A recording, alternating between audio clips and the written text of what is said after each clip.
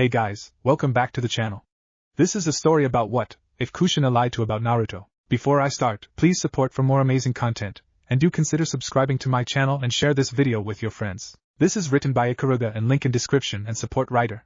Let's start the video. Chapter 1, Whirlpool of Sound. Inspired by the Uzumaki Otokage by Vanix, who had taken up a challenge from mystic six-tailed Naruto. Kushina could not believe her eyes as her loving husband finished sealing the giant demon fox in front of them into their newborn son, completely ignoring her pleas for the beast to be sealed within herself to destroy both herself and the beast. Despite being exhausted from having the beast ripped out of her, and holding down the beast for her husband to seal it away, she slowly staggered her way to the ceremonial throne where her baby boy laid wailing to the uncaring heavens. "Damn it, Minato," she grunted out as she saw the spiral design of the seal on the boy's stomach. Still trying to comprehend the man she loved between the man that ruthlessly told her Konoha needed a Jinchuriki. "What was I to you?" she silently whimpered as she fell to her knees next to her newborn son. A wife to be loved or just a way to keep Konoha's weapon loyal? Several thuds alerted her to ninjas landing close by. Raising her gaze from her son, she saw Danzo and several men with blank masks. "Oh, all the old men that could find me," Kushina cursed under her breath. She might not like Hiruzen for the neglect towards her homeland, but she really didn't like Danzo the Warhawk. And she already had a solid idea what the sorry excuse of humanity was thinking the way he eyed her son. Before she could raise a protest and defend her son, darkness engulfed her, as Danzo ordered his men to take the fourth Hokage wife away. He knelt down beside the crying boy, inspecting the masterpiece on the stomach, pleased that the young fourth Hokage at least made a new Jinchuriki with such a strong heritage. He was almost giddy with the idea of molding the boy into Konoha's ultimate weapon. Danzo, muffling a curse, he turned around to see his rival Sarutobi Hiruzen approach with a squad of A and BU. "What are you doing here?" Hiruzen asked with a scowl. "I was inspecting the seal," Hiruzen Danzo replied coolly, a believable excuse, being one of the best seal users after the fourth and his master Jiraiya. The deepening of the scowl and the frigid look in Hiruzen's eyes told Danzo he didn't buy it. "And?" Hiruzen asked, keeping up public appearances for the approaching forces. "The seal is a masterpiece. The boy is the container of the Kyubi no Yoko." Danzo spoke a bit too loudly for everyone to hear, omitting the fact that the beast would be perfectly contained, leaving the more clueless members of the crowd to make their own conclusions. "With a bit of pushing, confusion will turn to hatred, and Hiruzen will be forced to hand the boy over to me." Danzo though with an inward smirk, and judging by the gritting of Hiruzen's teeth, he knew Danzo's game. Hiruzen walked away from the orphanage he just left, Konoha's newest Jinchuriki. Deep in thought, he wondered where Kushina was. To his paining heart they already found his wife Biwako buried beneath the rubble where Kushina gave birth. As family-centric the Uzumakis were, he was certain Kushina would not abandon her son. It was just one of the many questions of the painful long night. However, why did the seal break while Minato was there? How did Kyubi so suddenly appear next to the Great Walls? A beast of such stature would be heard, seen and felt through the ground as it approached. Yet somehow, the beast appeared next to the walls, like somebody summoned it. But no one could summon Kyubi, right? Several weeks later, underground hideout. A calculated risk, Danzo reminded himself as he and two of his strongest root waited in the dark room for a snake to appear. "Coo coo coo coo" rang through the room, the haunting sound appearing from a pale snake-like man. "Orochimaru." Danzo Orochimaru replied, "You have an intriguing request." The man spoke smoothly, "But what do I get in return?" In response, Danzo gestured to his men, one of which opened a large scroll, with a poof and a gust of smoke. Kushina lay before them. "I have heard you are collecting people with Uzumaki blood for some reason." Danzo spoke. Before he could go on, he was interrupted by the snake man. "Live Uzumaki." Danzo, with Kyubi's appearance a couple of weeks ago, which sadly failed to destroy the village. Orochimaru spoke with a mock sigh. "She is quite dead. Jinchuriki don't survive the loss of their beast after all." "Wrong." Orochimaru's eyes widened in surprise, and slowly made it towards the woman's body, expertly taking her vital signs, and to his surprise and joy, the wife of his rival for the Hokage seat was alive. "Coo coo coo coo." Orochimaru chuckled in joy. "I accept your offer, Danzo. Come back in 2 weeks here, and I will give you the Mokuton implant." Nodding in agreement, Danzo watched the snake pick up the woman and disappear into the shadows. "The roots must be strong for the leaves to prosper," Danzo spoke to himself. Several more weeks later, Orochimaru's hideout. With a cough and a curse, Orochimaru checked the last-ditch attempt to save his life. And once again, despite the prime specimen used, it had failed. His quest to immortality would ironically claim his life. Cursing all way as he walked towards his study, Orochimaru was for once lost at what he could do. Ever since the takeover of his first host body, he knew something had gone wrong, and now he was slowly dying. Every day he could feel his life force slowly leak out of him. His first attempt to avoid that fate was to jump to another body, but nothing changed. After several other attempts he found out it only fastened the process, each takeover harder than the first. Unsure if he could survive another one, he tried other things, medicine, experiments and artifacts, but nothing worked. As a last attempt he tried to tap into the potent life force of the Uzumaki clan. Sadly the said clan was betrayed during the Second Shinobi War, left to die by Konoha as Kiri and Kumo descended upon the strong island nation like a large pack of wolves after the village suffered significant casualties aiding Konoha. And instead of aiding Yuzashio like Yuzashio aided Konoha, Hiruzen decided to let the whirlpool spin to its end. Konoha already had a new young Jinchuriki host, and saw no further reason to aid their longtime allies. Finding survivors was hard, long work. In the end he found two, both were however not related to the main family that truly enjoyed the benefits of the clan. So when Danzo came around with the princess of the main family, whose body was further strengthened by whatever Ju do to make their host stronger, Orochimaru was sure he found a solution. But it wasn't. That meant in half a dozen or so years Orochimaru would die. The very thought of that spouted another stream of curses from the normally composed man. After a while, Orochimaru calmed down again and started to think about his future calmly. The time he had left was too short to properly build up a force that could destroy Konoha. Attempting to entice IWA into attacking their archenemy was unlikely. They were rebuilding themselves from the damage the Yellow Flash did. Kumos suffered from a recent Ju rampage themselves. And Kiri was at the verge of civil war, and Suna were Konoha's allies and had no reason to poke the giant, always having been the weakest of the Great Five after the Second War. That meant he had to make a successor of his legacy. But who? Orochimaru murmured to himself, as he leafed through his personnel files. Kabuto, the young genius, came to mind, but Orochimaru did not trust the boy. The others were not that brilliant, or had no reason to burn the leaf. Unless Orochimaru thought I'd tell them half and full truths to make them hate the leaf. Chuckling to himself, he walked back to his lab, and soon started to awake a certain redhead. Kushina groaned as she came to, her body feeling weak and stiff. Instead of the expected white from a hospital ceiling, she saw a dark roof. "Where am I?" the woman managed to croak out. "Welcome to my hideout." Kushina, a voice spoke silkily. Orochimaru, she spat as soon she saw the well-known snake trader. In response, the man merely chuckled. "Why did you kidnap me?" she demanded hotly as she tried to pull herself up. "I did not kidnap you," Orochimaru replied smoothly. Hearing the disbelieving snort, "People in the leaf were more than happy to hand you over in exchange for my services." At this, Kushina's eyes widened, replayed her most recent memories before coming to a conclusion. "Danzo," she growled. "Correct," Orochimaru mock praised. He wanted to speak more, but the woman before him started panicking. "My son? What about my son? Did that one-eyed bastard get his hands on my son? Your son?" Orochimaru blinked in confusion. Before connecting the dots, the fourth used his own son. He chuckled out before taken by surprise by the death glare from Kushina. "That bastard lost his right to be my son's father the moment he decided to seal the QB into my son for Konoha." Kushina spat as she wobbly got off the slab she lay upon. "I need to find Naruto," Kushina spoke as she tried to hobble to the exit, before she was pushed back into the slab. "It's far too late for that." Orochimaru spoke calmly. "The sealing happened nearly 2 months ago." At this, Kushina's eyes widened in fear. Furthermore, Orochimaru plowed on. "Do you truly think Danzo would allow you to return to Konoha?" The fire in Kushina's eyes told him she hardly cared. "Time to bend the truth a bit," Orochimaru chuckled in his mind. "Or Hiruzen for that matter," Orochimaru continued, taking delight in Kushina's confusion. While he kept the boy out of Danzo's paws, he did spread the fact the boy is Kyuubi's Jinchuriki. Kushina's gasp told him she knew exactly how hard the boy life would be. Meanwhile, Orochimaru took a mock-thinking pose. It's almost like he wants to give Konoha a scapegoat, egging Kushina on to make the wrong conclusions. By the time she figured it out, he would be dead anyways. "So what do you want from me?" Kushina demanded, motherly rage getting the better of her. "Turn me into an experiment?" Orochimaru shakes his head. "I have much bigger plans for you." Kushina, seeing her enraged expression, he held up his hands in a pacifying gesture. "I want you to become my successor." The statement shocked Kushina from her rage. "Why?" "I am dying." Kushina, Orochimaru responded calmly. "I made a fatal error, and death is the price." "Why me?" "Because my time is short, and your potential is great." "Then what about lackeys or Anko? As your abandoned student, she would make a better successor?" Kushina pressed. At Anko's name, Orochimaru's face darkened. "I did not abandon her, she made her choice to delay my pursuers." "Then why do her memories claim otherwise?" Kushina asked skeptically. At this, Orochimaru rolled his eyes. "The Yamanaka clan can do more than just enter your mind. Removing, adding and altering memories is child's play for experienced users." "Oh," was the intelligent response. Deciding to push her more, "I am currently building my own village with respective forces. Furthermore, I already have spies in the leaf." Seeing Kushina was catching on, he pushed on. "I can order them to keep an eye out on your baby boy, and when you become my successor, you can take that power to take back your son. Perhaps even take revenge on Hiruzen for what he did to Yuzashio." Seeing the woman deep in thought, he asked once more, "So Kushina, will you become my successor?" "I will." Chapter 2. 12 years later, Land of Waves. Naruto hissed as he massaged his arms, that yesterday were turned into porcupines by Haku, Zabuza's accomplice, during the battle on the half-finished bridge. The result of the battle left both of them dead, Sasuke porcupined, Kakashi exhausted, the local midget overlord Gato dead, and him, Naruto, the hero of the Land of Waves, despite the rest of his team's attempts to make Kakashi and Sasuke look like the heroes. "Are you alright, Naruto?" Tsunami, the bridge builder's daughter, asked, worried, gracing the kind woman with a genuine smile. "I am fine, Tsunami, thanks for asking." Feeling his arms a bit more, he decided he needed to use more of his lovable, sealed in your stomach Fuzzball's power to properly heal his arms before Kakashi allowed Sasuke to challenge Naruto again. I am heading out for a bit, Naruto said to Tsunami. Where are you going, Naruto? Came the hateful tone from Kakashi, including a glare from the lone eye.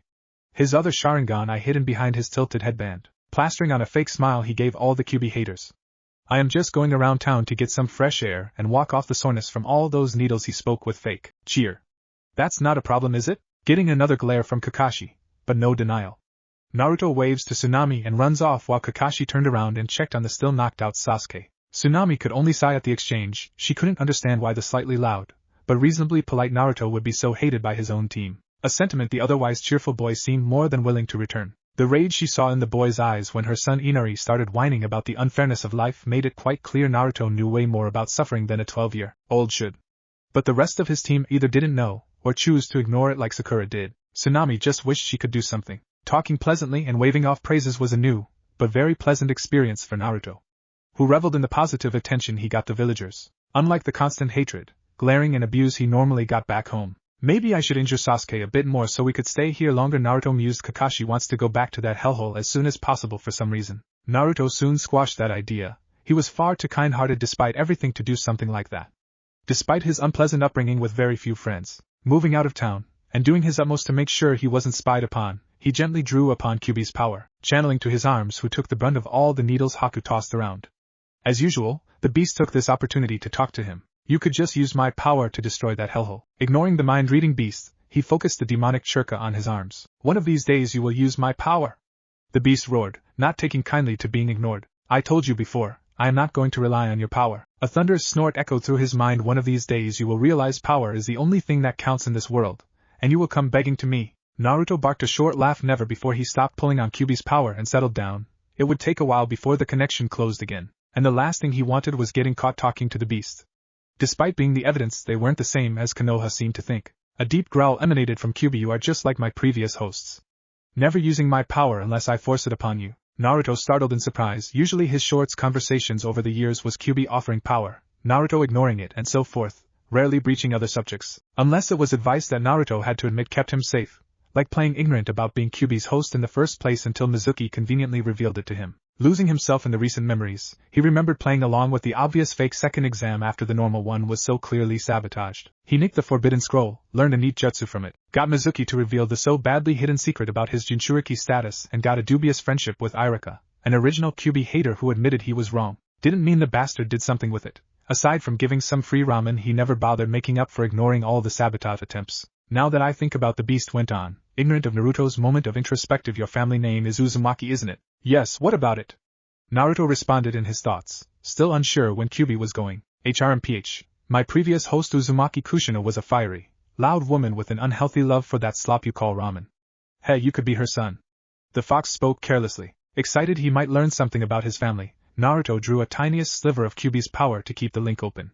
What happened to her? She is dead, the beast spoke bluntly, taking delight in Naruto's deflated expression. Deciding to elaborate, no host survives the extraction of the tailed beast. Naruto sked in disappointment. Trust Kyuubi to ruin something positive into something horrible. Still, he trusted the enormous being of chakra more than he did to anyone else. So far the fox stayed true to his promise to only speak the truth as it knew it. Still, you are probably her son. Crazy woman was birthing a child shortly before I was released. Naruto sighed. Well, at least I know my mother's name now.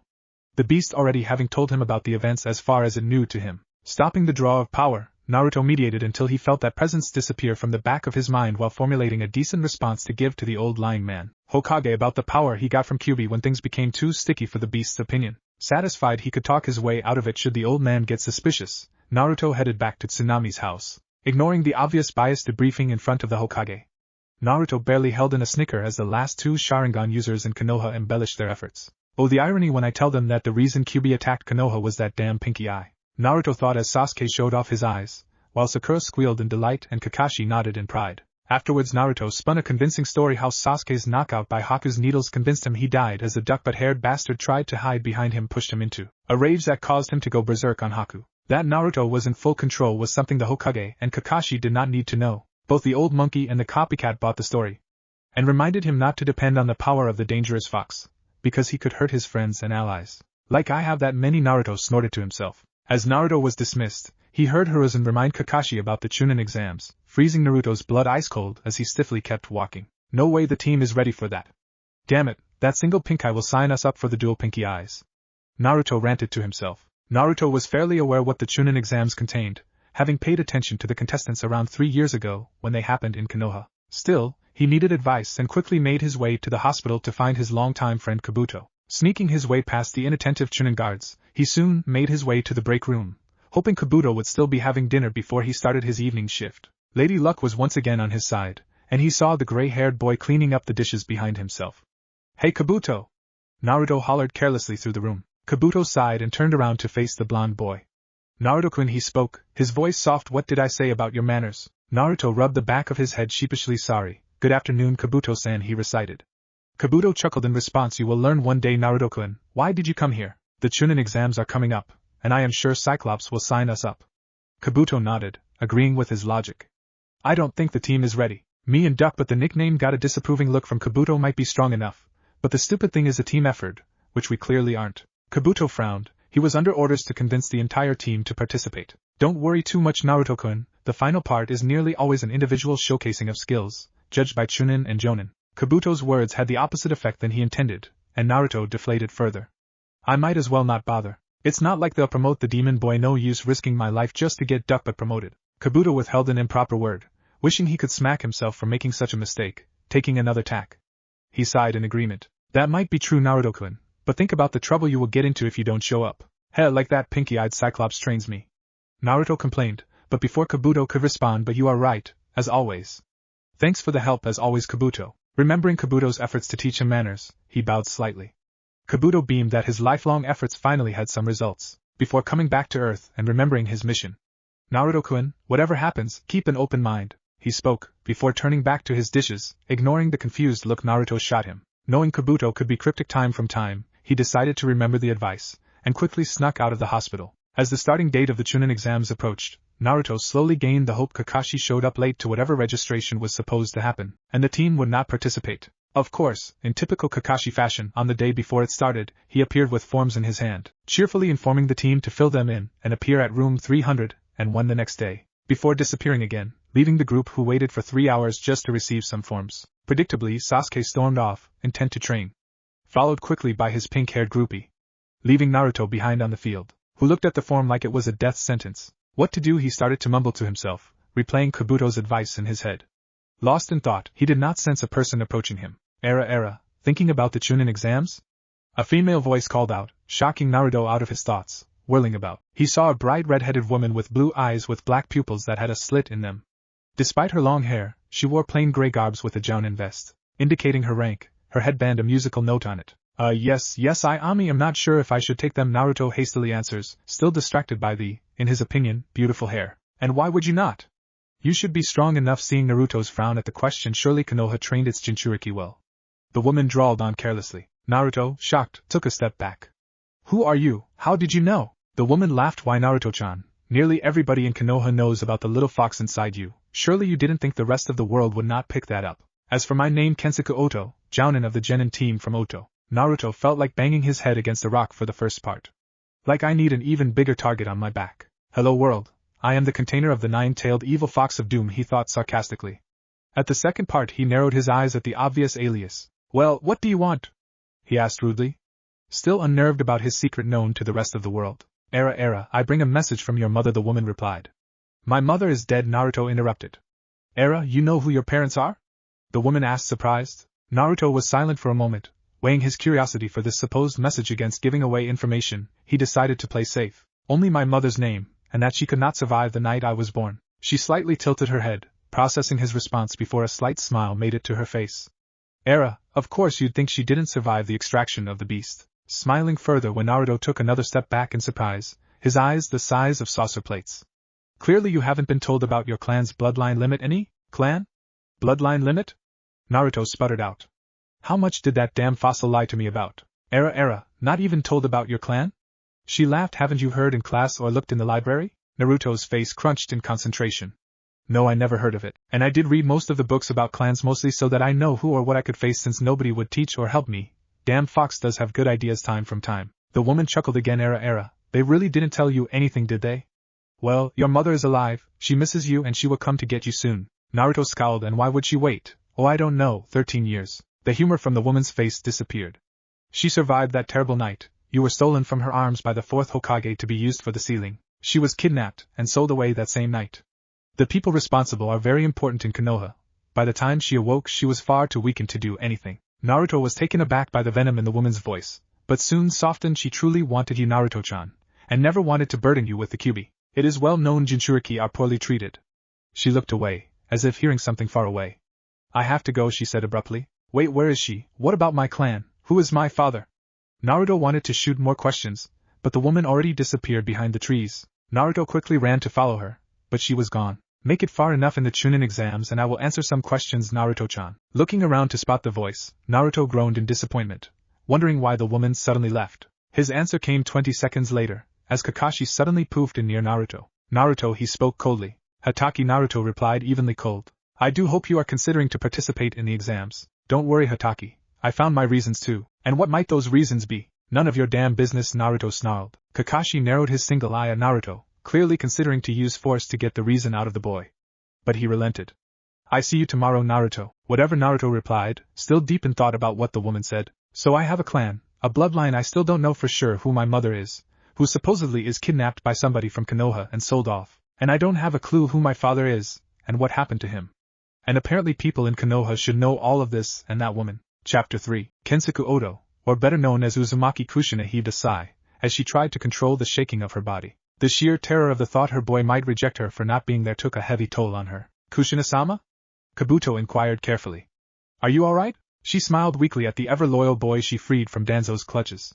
Who was forced by that man to be a contact person and spy on Orochimaru, who in turn used him as gopher boy and shoved off the more dirty and less interesting experiments on him. Kushina stopped that. She took her teacher's interest in experimentation, but only used it as punishment on the scum of the earth, and did not force her people to help her in her endeavors. I am alright, Kabuto-kun. It was harder than I thought. I just wanted to pick him up, run back to Oto, and never let go. Kabuto nodded in understanding. One more month, Kushina-sama, he encouraged.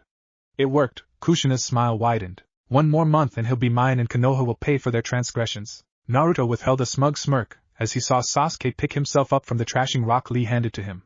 His copy are useless against the boy's supreme speed. For a supposed genius, he first reveals the first obstacle of the exams, and then challenges someone who is clearly superior to him, Naruto thought to himself as the team made their way to the correct room. Once there, they were greeted by an eye-smiling Kakashi, who took their forms.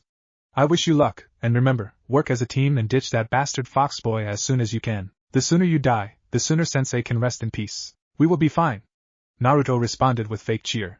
The Uchiha grunted, and Sakura just nodded in faux confidence. The team walked into the room, which was slowly filling up with teams from all over the elemental nations.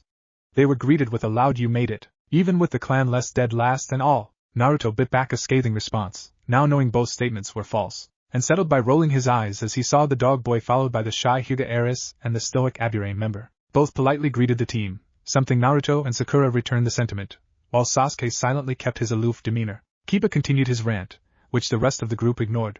They could however not ignore the loud shrieks Sasuke-kun from Ino, as she barreled into the Uchiha, knocking him over. You rookies should keep it down, Kabuto spoke as he approached the group. You are attracting all the attention, which isn't good in the exams. He turned towards Naruto. I see you decided to come. Before Naruto could respond, Kiba butted into afraid to come. Naruto, eh? Naruto rolled his eyes again. I wasn't sure if the team could do it, Kiba. And yes, Kabuto, I did thanks to your advice. Kiba snorted in response. You are the weakest. I wouldn't worry about the team. Naruto successfully repressed the urge to prove Kiba was wrong. Naruto-kun's worries are founded. I failed the last exam because the team did not work together. Ano, Kabuto-san. You did the exams before? Sakura asked. Kabuto laughed sheepishly. Yes, I did. This would be my 7th attempt. Ha, losers stick together. I see. Kiba laughed at Kabuto. Ignore Kiba, he has a big troublesome ego. Since you have been in the exams before, could you tell us more? Shikamaru asked, trying to gather information to make it less troublesome. Of course, anything to help a fellow Konoha ninja.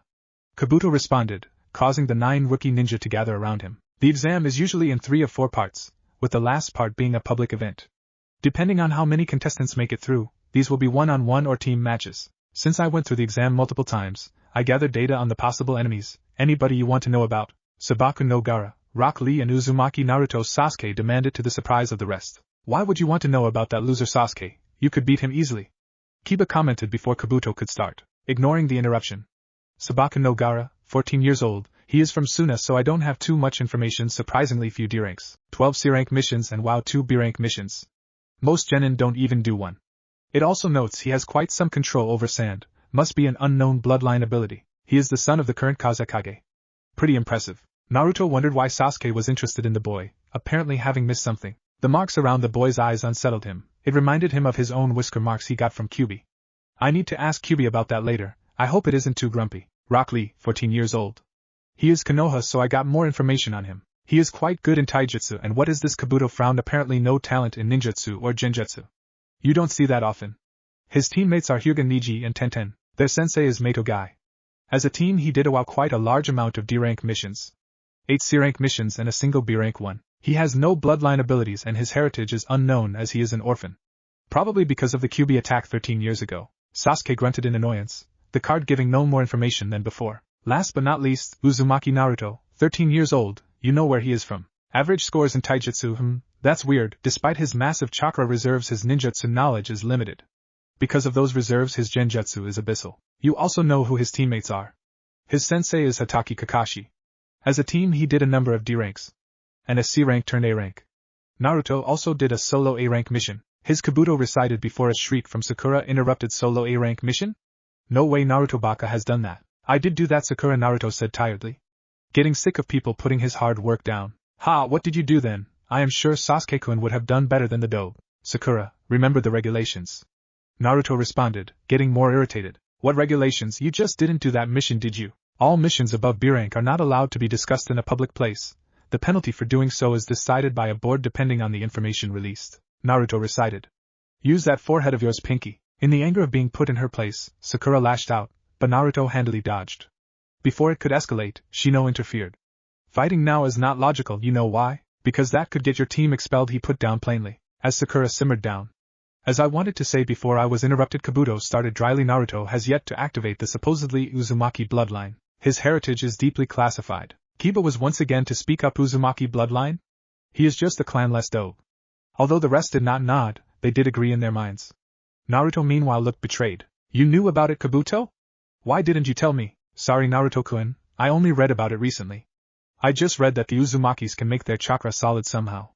Even if I told you, what could you do with it? Naruto sighed and raised his hands in surrender. You are right again, Kabuto. Sorry for snapping at you. Kabuto merely waved it off. No problem, Naruto-kun, I understand. The proctors will come soon. I am rejoining my team. Right on cue, the doors slammed open, and in a giant puff of smoke, a large group of chunin led by a jounin appeared. All right, maggots. Listen and shut up. The first part of the chunin exams start now. Enter this room and take your seat with your name on it. Those who fail to follow these simple instructions will be thrown out. With flair, the man turned around, walking into a large classroom. Many tables formed long lines.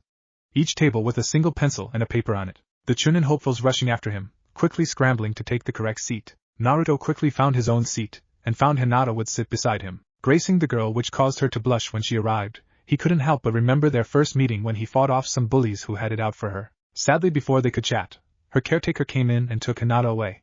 The next time they met was much later in the classroom. They chatted quite a bit that day, despite Hinata's stutter. The next day when he approached her, she could only stutter out, "Not allowed to talk to you," before shuffling off, figuring out it was her parents telling her to stay away from again. Naruto respected her decision, yet after a while they started to have short talks after class. He suspected Hinata had a crush on him, but he acted oblivious, reproaching her feelings with smiles and other kind gestures, without actually talking about it, afraid he would land the girl into trouble if he did reproach her feelings openly. He was certain the girl knew about the fox he carried around. She once spent a full week constantly stalking him, before coming to what he suspected was the correct conclusion: he wasn't the fox, because she spent more time talking to him afterwards, despite the harshness of the punishments coming from her clan when she stayed away too long. For that he was eternally grateful to her. Aside from her, only Kabuto was genuine with his friendship. The Hokage was a deceiving old man with his grandfather act. Iruka kept his distance despite his claim to be a friend. And the people at the ramen stand merely served him because they had standards, but otherwise did not interact closely with the demon boy. "You can start now!" Ibiki shouted, snapping Naruto out of his introspective. HHHSD, he flipped the form over on instinct, and was consequently flabbergasted by the first question and the second and the third. The only one that made sense was the 10th, which actually was an instruction it would be revealed 15 minutes before time. Damn it, why didn't I pay attention?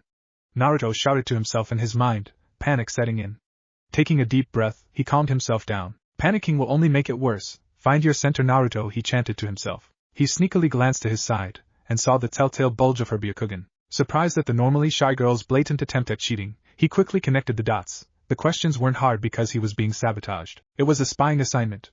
This was confirmed when the first team was thrown out. Suspecting he only had a limited amount of chances to cheat, and lacking severely in the cheating bloodline or jutsu department, Naruto knew he had to do it the traditional way, and calmly waited as Hinata worked her way down her questions. He suspected she was trying to help him by slightly tilting the paper so he could read it more easily, and having a quiet and open stance. He soon as filled in his own paper, just in time too, as the scarred bear of a proctor spoke up again. Listen up, maggots, it's time for the 10th question. Before you take the question, you need to make a choice.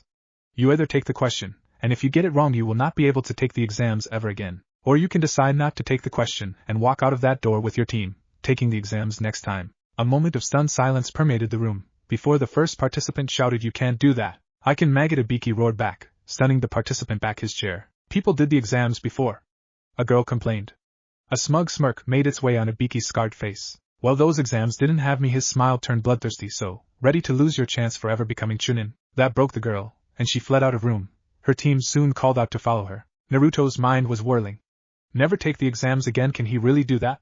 Even then, there are other ways to get promoted. A bluff? He then felt like slapping himself again. Chunin need to make these kind decisions for their team themselves, going into situations without having the full picture. He saw Hinata fidget, her self-confidence not prepared for this kind of onslaught. He quickly scooted closer to her and softly whispered, "It's a bluff, Hinata-chan. And there are other ways to get promoted." The girl blushed deep red and nodded weakly. Naruto smiled to himself, happy he repaid her help. Then the smile dropped, realizing his pink-haired teammate would probably forfeit herself. He quickly whirled around, seeing her slowly raise her hand while she looked at him. He bristled at the implication. "Giving up because I am not ready?"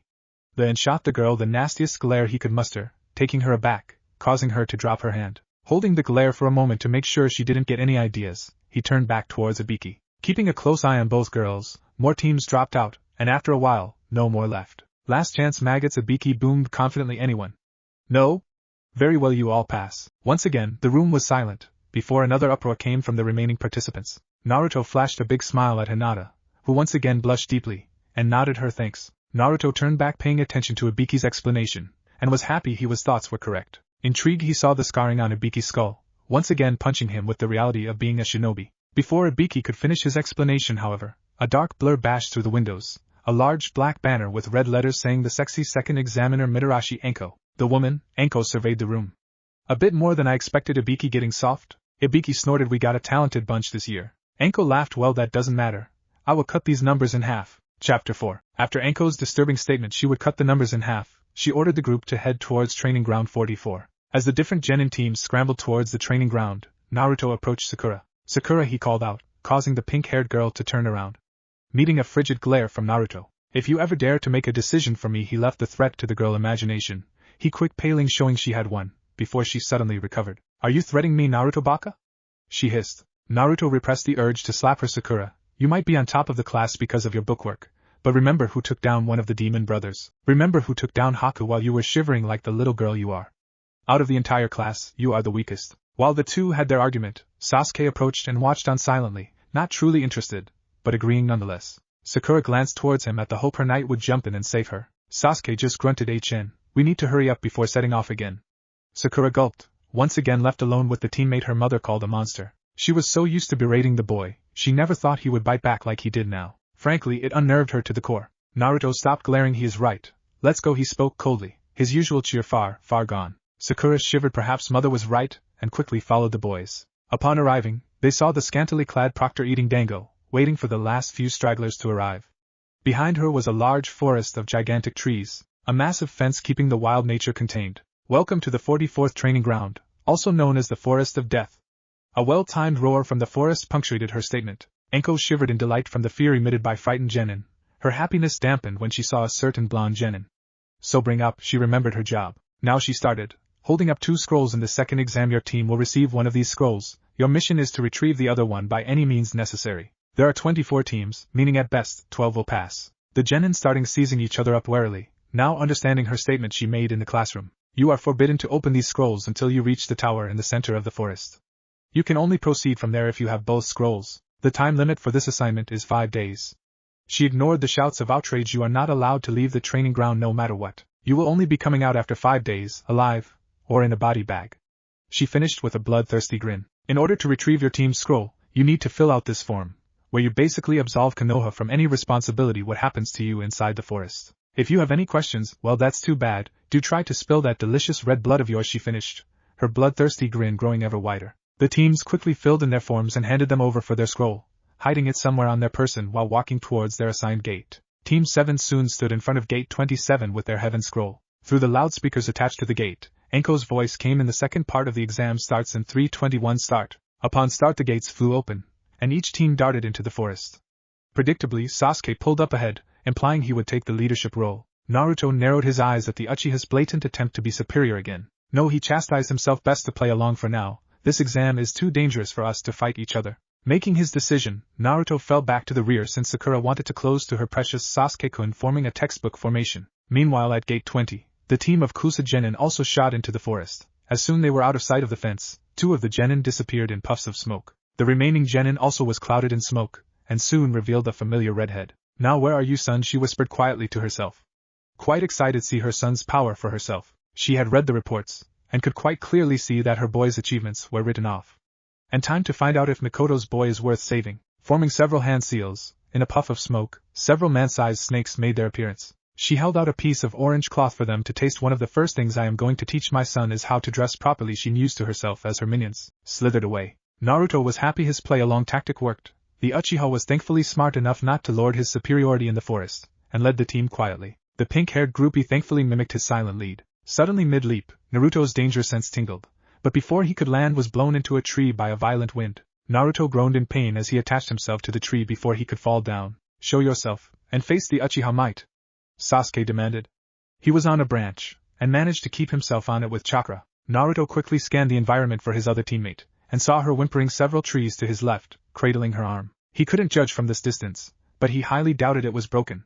If there was enough force in that blast to break bones, he would be knocked out by now. Era, I missed, a familiar voice called out. Naruto let free an oath. Facing a Jonin was not on his plan today. Why are you here? Naruto shouted. Sasuke head whipped around to face Naruto. You know her, Dobe.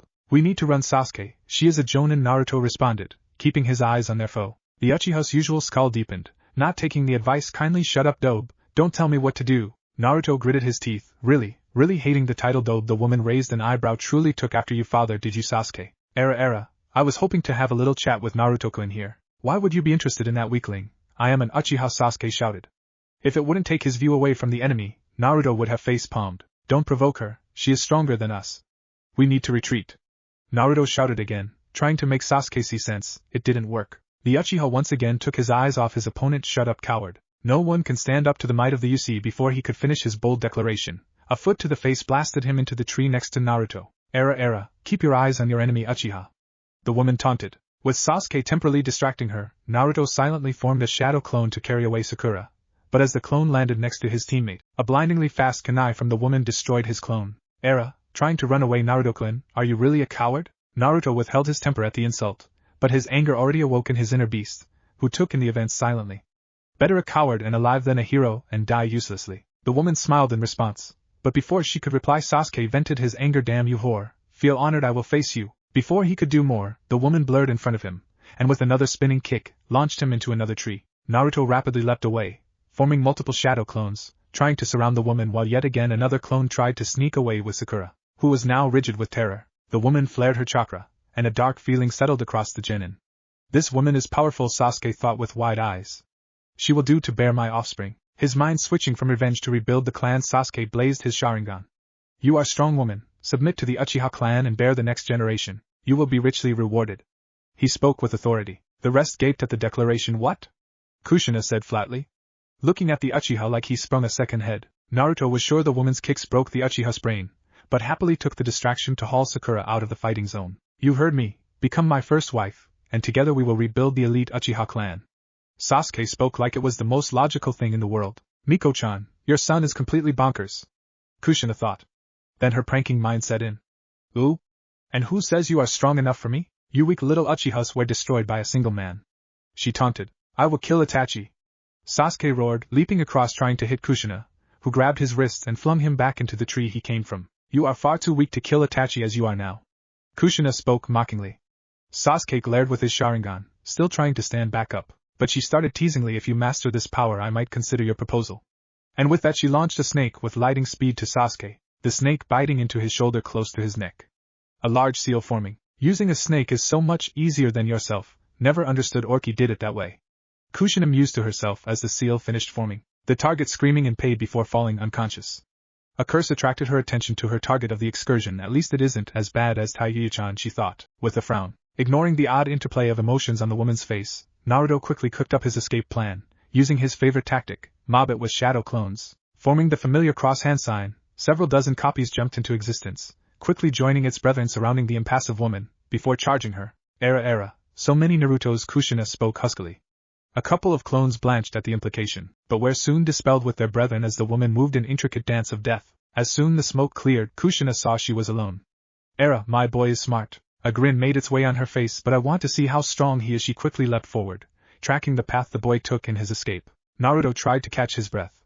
Both his teammates still in La La Land. Sasuke from whatever the woman placed on him. Sakura went out like a light when the woman flared her chakra. He was grateful for that, however. He doubted he could haul her around otherwise. He managed to find some decent cover, and despite the encounter still held onto their scroll. With his companions hidden away, Naruto finally relaxed. Too early, sadly. Era, there you are, Naruto-kun. Naruto whirled to face the voice, and quickly ducked before her foot embedded itself in his face. Rolling away to keep his distance, he palmed a kunai and took a defensive stance. What do you want? He barked. Tired of being toyed with. The woman slightly tilted her head, observing him as a specimen in a lab. Era, I just want to see how strong you are. To see if you are strong enough to learn more about your clan. She formed a shadow clone, who walked into the hiding spot. Naruto stashed his teammates away. Era, don't worry about them. I just want to have your full attention, she said, catching his concerned glance. I am surprised you care so much about them. They do not treat you kindly. Naruto growled. I don't care about them, but if the mighty Uchiha is hurt, I am the one in trouble. The woman's playful demeanor evaporated. Why do you stay with this village then? She asked. Because I have nowhere else to go, Naruto replied tiredly, slumping into himself despite the situation. His mind went over the option of running away more often than he liked. But with nowhere to go, he knew he wouldn't survive. Don't worry, Naruto-kun, your mother will come and get you soon. She spoke with surprising kindness. Naruto stood rigid. Where is she? He demanded. I will tell you, if you are strong enough, Kushina replied, inwardly hurting to string her son along. But revealing herself too early would hurt them both and her plan in the end. Naruto's face turned angry, and he spoke inwardly. Kyubi, give me your power, he demanded, his inner beast, and he felt the beast smirk. I told you would beg me for power, the beast responded smugly. Naruto would have rolled his eyes. Yes, you are right. Now could you give me 2 tails of your power? We both want to survive this. And work with me please, a growl communicated the beast's assent. A red chakra soon wrapped itself around Naruto. Kushina frowned, not expecting her boy to reach for the beast's chakra straight away. Before dodging left to avoid get clawed apart as the cubified Naruto shot forward, a quick game of mouse and cat formed.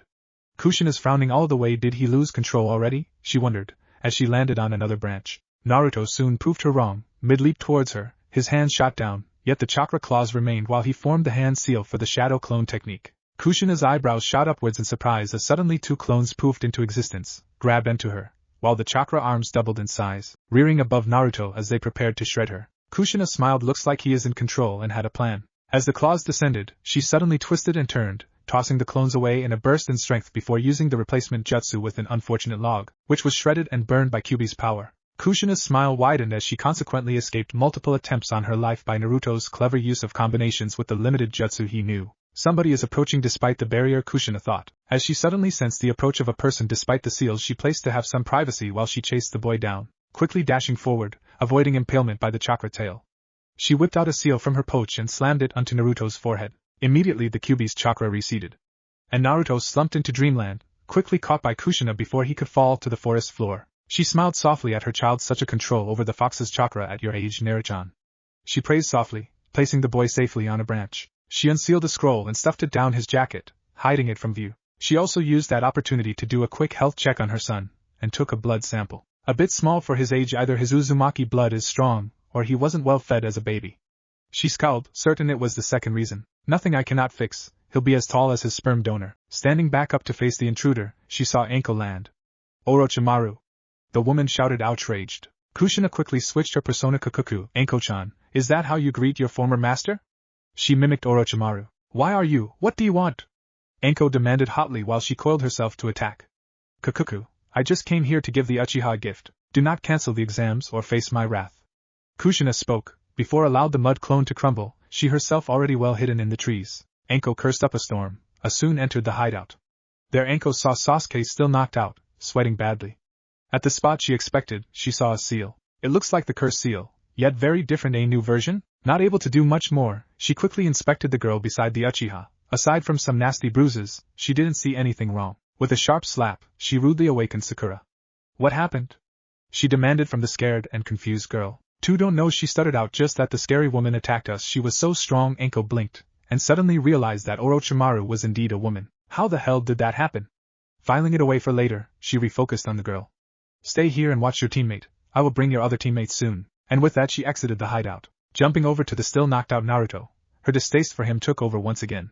Taking out a kunai, she briefly considered ending his life right here. But that would lead to questions from his pink-haired teammate, and if she killed her, investigation would happen, and she would be interrogated. Sighing, she ripped off the seal on his forehead. Groaning awake, he stood face to face with the proctor. What happened? She demanded. Naruto blinked, trying to focus. Behind the woman, hidden in the trees, he saw a familiar redhead mouthing lie. That woman attacked us out of nowhere, did something with Sasuke that formed so black thing on his shoulder. He blinked, realizing he did not sense his connection with Kyubi. I went berserk on her with the fox's power. Did I kill her? He asked innocently, his mind frantically trying to make up a convincing lie. You didn't. Orochimaru knocked you out with this seal. Naruto blinked, his curiosity blazing. Seals can do that? Anko merely shrugged. Your team is hidden away there. She pointed roughly towards the hideout. Despite his interference, the exam is still ongoing. Naruto groaned in dismay. And Anko soon disappeared into the forest. As he stood up, he felt two items hidden in his clothing. One labeled Earth, the other labeled Uzumaki. Chapter 5. Naruto quickly unfurled the Uzumaki scroll, and saw several seals in it, each labeled. His quick scan revealed history, bloodline, seal basics. There were also some instructions which revealed how to unseal the contents, and how to reseal them. Quickly closing the scroll, and stuffing it away in his jumpsuit, he made his way towards the hideout, where he saw his pink teammate fussing over the still sweating and tossing Sasuke. I am touched that she cares so much about me, and pays so much attention to her environment, Naruto thought. How is he? Nearly jumping in surprise, Sakura turned towards Naruto. I don't know, she replied, pinching his nose about the enormous amount of mistakes she just made, like failing to verify he really is Naruto. Standard procedure for treating those who are harmed by unknown means. And she is supposed to be the best female student, Naruto mused wryly. Do you think he can be moved? He asked instead, stuffing his irritation away. She huffed. And why would you want to do that, Naruto Baka? She bit out automatically. In response, a scroll knocked hard against her head. Why did you do that, Baka? She shrieked. Shut up, Naruto growled. Use that enormous forehead of yours and realize it's an Earth scroll. Then try to make the connection we already have in Heaven one. From there, you ought to be able to connect. Why I am asking if he can be moved. And you really should follow the noise protocol for when you are in enemy territory, or did you forget those rules already missed top scores? The girl rose to her feet and rushed him, intent to clobber him with her fists. As she swung, he caught her fist. Sakura swung with her other arm, which Naruto also caught. Using his strength, he pinned the girl against the wall. Listen up, Sakura, you are the weakest out of us. I saved you when Orochimaru knocked you and Sasuke out. I am trying to make sure we survive this exam. Now go secure your Sasuke-kun for transport, while I figure out where that damn tower is. Understood? The girl nodded, frightened, realizing Naruto no longer was willing to play punching bag. Naruto released her, and marched out. Still simmering with anger, he quickly climbed to the top of one of the taller trees. Scanning the environment, he gave his thanks to Lady Luck for allowing him to spot the top of a building, meaning during his wild flight from that Oto woman led him near the tower. As he re-entered the hideout, Sakura had properly bound Sasuke for transport, and without comment made 2 clones to haul him. The tower is 2 or 3 hours traveling from here. Let's go before it's completely dark. The girl nodded meekly, and followed him. Their transit towards the tower was uneventful. Naruto skillfully scouted ahead, and dodged an ambush from an ambitious team. This forced them to take a long route around them, however, and the night had properly set in now. Despite her forced nap earlier the day, Naruto saw Sakura was exhausted. And that tower is further away than I thought, or I spend too much time making sure I am on the correct route. With Sasuke still knocked out, Naruto admitted he was forced to make camp. Finding a suitable hollow to hide in, he sent the girl off to sleep, ignoring his complaints about his lack of sense of direction and timing. You'd think saving her life would make her at least be grateful, Naruto thought as he and his clones finished up setting some basic traps. By the time his first shift was over, he saw the girl was still out cold, the Uchiha was stopped sweating and mumbling, and now lay silent, but at least the bastard is still alive. Near the end of the second shift, morning already approaching, he shook Sakura awake. The girl seemed on the verge of complaining, but a glare stopped her in her tracks. After a few silent words and where the traps were, Naruto finally lay down to sleep, only to be rudely awakened by a kick into his side. Acting on instinct, he rolled sidewards before a second blow could land. Hastily scrambling to his feet, he was greeted by a maniacal Sasuke, who was laughing, clad in wisps of black chakra. "You're finally awake, Dobe. Fight me!" Sasuke cackled, charging forwards Naruto. Naruto would have stared wide-eyed at the Uchiha if he wasn't trying to beat him into a pulp. Instead he dived out of the way, avoiding the charge. "Stand still and taste my new powers, weakling!" "Fight me!" Sasuke demanded. Naruto was still trying to make sense what happened, and wondered where Sakura was. After leaping clear of the bull-headed Uchiha again, he saw the girl just stood there staring. "Sakura," he bellowed, getting her attention. "What the hell is going on?" The girl babbled something incoherently, causing Naruto to curse under his breath, as he avoided another bull charge from Sasuke. "Stand still, you clanless loser!"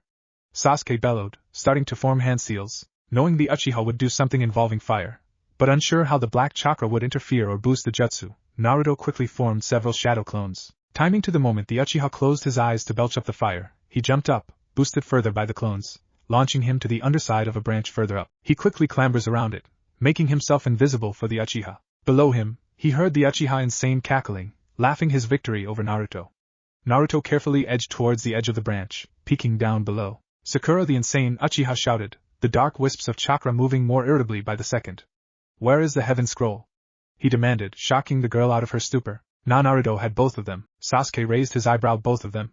Doesn't matter. With this new power I will kill the competition easily." With that, he stomped off, not looking back to his female teammate. Before he got very far, however, he once again collapsed like a puppet without strings. Sensing the opportunity, Naruto leapt from his hiding place, landing near Sasuke, and started binding him up as a prisoner without further ado. "Naruto, you're alive!" Sakura shrieked as she recovered from Naruto's sudden appearance. "Sakura, pack the stuff we left in the hollow that isn't burnt to crisp." "But Sasuke-kun," she started to protest. "Move, Sakura!" Naruto snapped. That idiot pumped his chakra into the air like there was no tomorrow, and to help the competition find us, he lit a nice house-sized fireball. With the girl out of sight, Naruto stopped his work on the Uchiha for a moment to check if he had all the scrolls. "If that bastard burnt the Uzumaki scroll, I am killing him," Naruto thought darkly. Naruto, however, did not have to commit murder, all scrolls still on his person. Their camping gear was not so lucky, however, all burned to crisp by the Uchiha overpowered fireball. "All right, let's go," he ordered. Sakura weakly nodded, still overwhelmed by everything that happened. Naruto landed in front of the large doorway at the bottom of the tower. At least the last leg of the journey went without interruption, Naruto thought as the team entered the tower. They were, to their disappointment, greeted by a large empty room. At the far end of it, there was a riddle. Naruto shot an hopeful glance towards Sakura, hoping that her brain would be useful to the team for a change. "Sakura, you have an idea what we must do now?" he asked, and in return he got a headshake from the girl. He cast his mind back to when the instructions happened, wondering if he missed something important. "We have the heaven and earth scrolls. What does it mean with if you lack what?" Then he felt like slapping himself. "You are forbidden to open these scrolls until you reach the tower in the center of the forest. You can only proceed from there if you have both scrolls." Anko's voice echoed through his memories. He took both scrolls out of his jumpsuit. "Open it on my signal. On second thought, make sure you throw yours over mine." Sakura looked at him like he was crazy. "What do you mean, Naruto B?" She caught herself as Naruto shot her a glare. "Just do it," he said coldly. Following his command, she threw her scroll over the one he laid out on the ground. And in a poof, Ikaruga stood before them. "Ikaruga-sensei!" Naruto shouted, putting on his happy mask without thinking, causing Sakura to look at him strangely. "Naruto, it is good to see you are alright. Anko already informed us what happened. The Hokage will see you too soon." Naruto nodded. Sakura looked unsure but also nodded. After placing Sasuke in the medic's care, both genin were soon presented to the Hokage and a group of jonin, which included their fellow class members Sensei and the proctors of the exam. Naruto was both glad and unhappy Sakura was interviewed first. Now that he could properly sit down and center himself, he realized he failed to keep a check on his temper during the exam so far, and started to lash out. If she was bitter, she could spin a tale that would land in trouble. It didn't help he also had to quickly cook up a story on how he faced Orochimaru, or whoever that woman was. If memory served correctly, Orochimaru was a guy, so unless he was into cross-dressing that woman couldn't be Orochimaru. Sakura came out way too quickly for his tastes, but he understood. She was knocked out of the fight very quickly, and she entered the room, faced with plenty of faces holding barely concealed disdain. "Hey Gigi," Naruto spoke cheerfully. "Hello Naruto-kun," Hiruzen responded warmly. "Can you tell us what happened in the forest?" "Sure Gigi. After we entered the forest, Sasuke took the lead. After a while we were attacked by this weird woman with a wind attack that knocked me into the tree." She wanted to. Naruto spun his tale, trying to stick as close as the truth as he could. But he was interrupted by his sensei. "Sakura said you seemed to recognize her."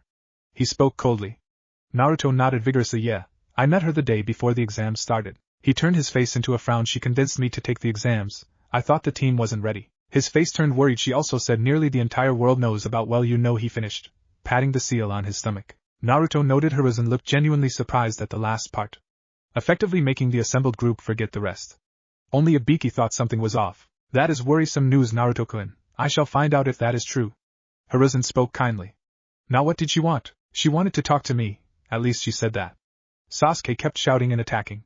But she knocked him around without a worried Atabeo. She then used a snake to bite him in the shoulder that gave him this weird mark with that dark chakra. Playing the suitable amount of emotions on his face, I threw a load of shadow clones at her and ran off with Sakura and Sasuke. I thought I had escaped. But she was suddenly on top of me. I barely avoided getting my head knocked off.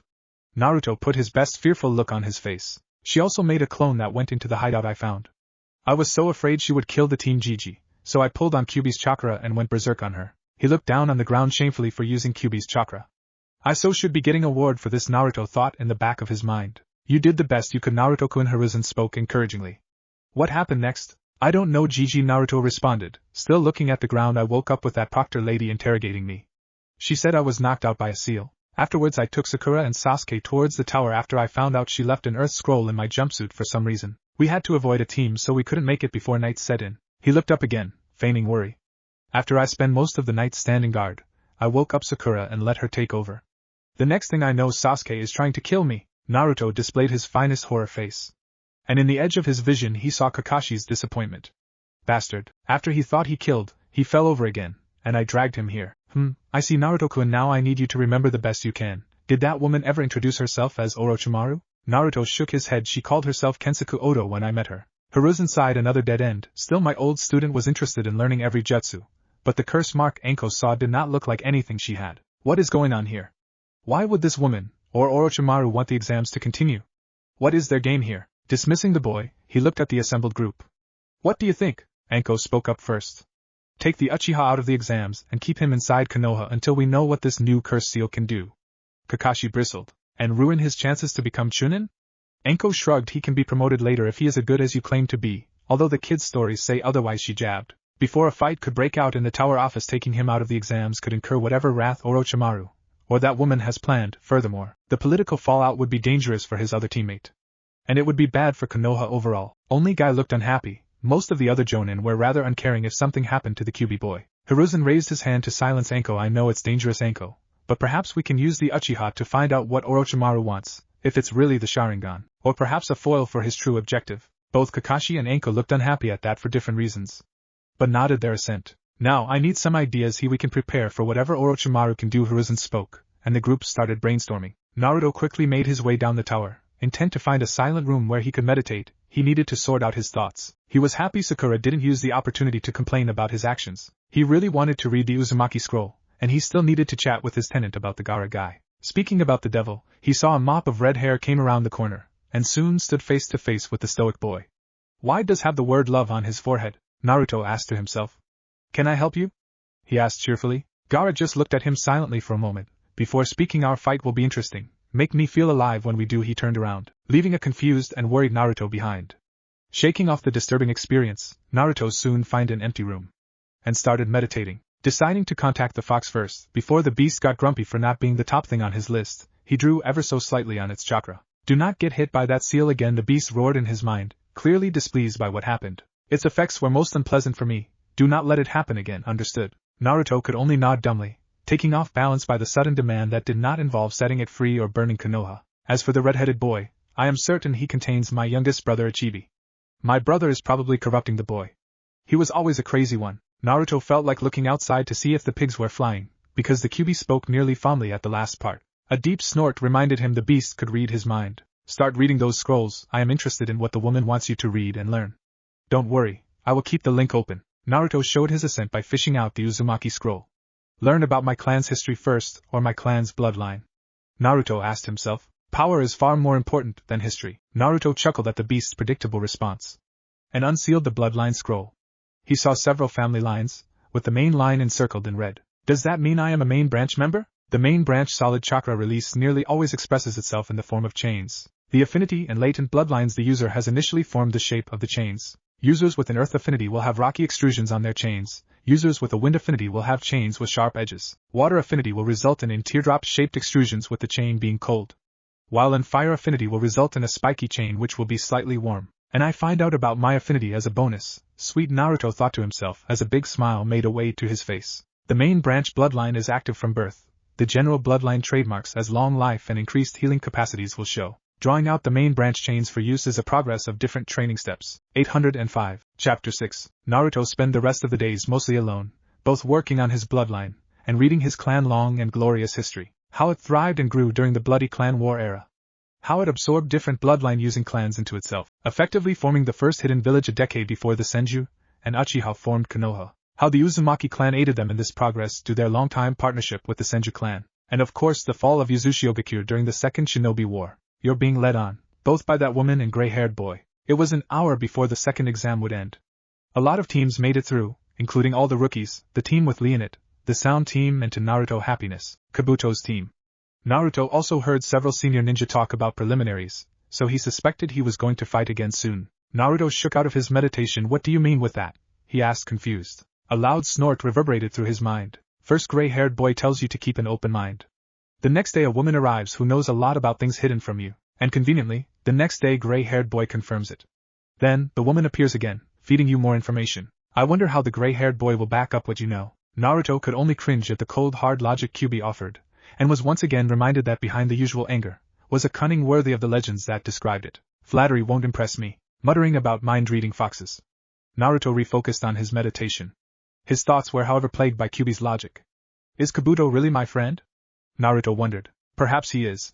Kyuubi spoke almost kindly. He certainly does not work for the monkey summoner. So these people, most likely from Oto, are trying to recruit me? Silence greeted him, the beast having had enough conversation for the day. Naruto realized mediating would not work with the subject on his mind, and hoped he could control his temper. Soon senior ninja started to gather the participants, guiding them to a large hexagonal room, one side of which held a massive statue depicting the ram hand seal. As the teams lined up, the Hokage, the proctors and the team's Jonin sensei showed up, the Oto sensei missing. Well done on surviving the second exam. Enko praised. The Hokage will now speak to you, so pay attention. Thank you, Enko. Now before we start the next part, I will tell you about the true reason of these exams. True reason? The collective hopefuls asked themselves. Why would allies, those neutral to us, or even our enemies participate in these exams? The Hokage asked the group, and subsequently spun a tale about replacement of war, friendship, and show of strength. This exam allows the villages to show their strength of their ninja. It only has meaning because you risk your life in it. The girl from Lee's team shouted, but if we die, how does that promote friendship, fighting, and losing lives, feeling each other's strengths and respect? That is the friendship of the shinobi world. The Hokage answered. Naruto frowned at the statement. Deaths and losses will only lead to bitter feelings. Exhibit A, the resident last Uchiha. He thought to himself as he watched Sasuke, who stood stiffly. Remember, your village's prestige is on the line. Now, Hate here will explain the next part. The Hokage spoke in a grandfatherly tone. The gestured man coughed. Hello everyone, I am Gecko Hate. Because either the previous two parts were too easy, or you are a talented bunch, we have too many participants for the third part of the exam. To correct this, there will be one-on-one preliminaries. For those who do not feel ready, or are too wounded, you can leave now. This will not affect your teammates. Kabuto glanced at his sensei. A black-haired, pale woman with slitted blue eyes. Who gave a slight nod? He raised his hand. I am not rested well enough for fighting. Hate glanced down to his paperwork. Yukushi. Kabuto, correct? Hi, very well, you can leave now. Kabuto walked towards Naruto. Good luck, Naruto. And Naruto just looked at him puzzled. Why are you quitting? You look fine. Kabuto smiled warmly. That's because I am a good medic, but I am in no state for fighting. Naruto frowned. You don't know until you try, he tried to encourage. Kabuto chuckled in response. I am glad you have faith in me, Naruto-kun, but perhaps next time. And with that, he left the room. My work is done, Kushina-sama. I see you at the invasion, Naruto-kun. While the two were talking, the proctors discussed the only lever. This isn't the first time he quit before the last part of the exam, Hate noted, as he saw Kabuto's information. This is the 7th time he quit. 7 times? What kind of record does he have? Enko asked. He didn't do much missions, but he works at the hospital. Still strange he isn't pushing himself further, Hate responded with a shrug. I should talk to that young man. Ibiki note, and the other proctors shivered at the word talk. Anyone else? Hate asked. Sasuke suddenly twitched in pain, his seal flaring, earning him a glare from Enko. Sakura stepped towards him, trying to convince him to quit, earning her a death glare from the Uchiha. Like Naruto said, don't make decisions for me, he growled at her. Hate watched byplay. Seeing that the Uchiha would be staying, he decided to proceed. Since no one else is quitting, we will proceed. Everybody please head up to the balconies. The screen, he pointed to a large black screen, with the word versus boldly in the middle, will tell you who your opponent is. He waited until all the people present made their way up. The rules are simple. You will on the position I indicate, and you are not allowed to use any techniques, grab any weapon until I give the signal. The fight will continue until one participant is knocked out, forfeits or killed, or when I interfere to stop what I judge as a killing blow. Are there any questions? Silence greeted him, and Hate signaled for the board to select the first opponents. Uchiha Sasuke from Konoha vs Akato Yoroi from Konoha. Before Sasuke could make his way down, Kakashi grabbed his shoulder and spoke in soft tones. If you lose control of the curse seal, I will interfere. Sasuke grunted as a reply. Kakashi, I smiled. Now go and show them the might of the Uchiha clan. Are you sure you want to let him fight? Anko asked as Sasuke took his position, his opponent already waiting. Mama, Kakashi spoke. He'll be fine. Are you ready? Hate asked, getting 2 nods in return. Begin! He shouted, leaping backwards to get clear. Sasuke tried a straight punch, which Yoroi caught and held on to. Trying to break free, Sasuke lashed out with his other hand, which Yoroi also caught. Sasuke started to struggle to break free, feeling his chakra leave him. You are draining my chakra, he shouted. Yoroi merely grinned at him wickedly. I will not lose, Sasuke chanted in his mind, suddenly pulling hard, while aiming a low kick at Yoroi's shin. Unbalancing him, allowing Sasuke to break free, Sasuke panted as Yoroi slowly circled him, looking for an opening to drain the Uchiha dry.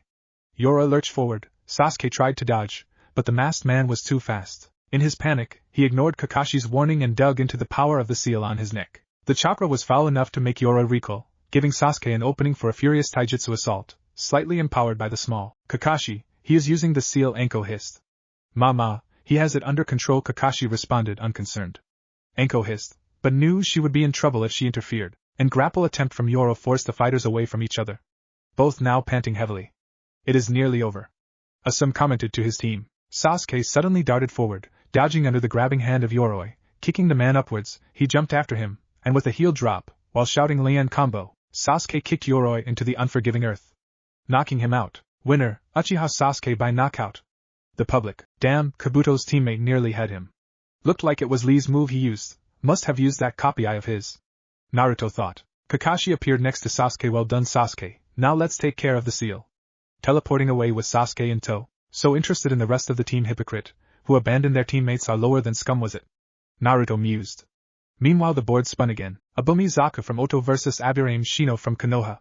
Please make your way down, Hate declared. Zaku leapt down, while Shino calmly walked his way down. Zaku used this opportunity to quickly stretch, while secretly double-checking his modifications. Left arm good, right arm good. This guy is going down, Zaku thought with a smirk. Shino stood impassively. Are you both ready? Hate asked. Then go. Zaku rushed forward, intent to defeat Shino with taijutsu. Shino released his insects, who slowly started to surround the fighting pair. You should surrender. You know why? Because you are surrounded by my insects. You wish I were.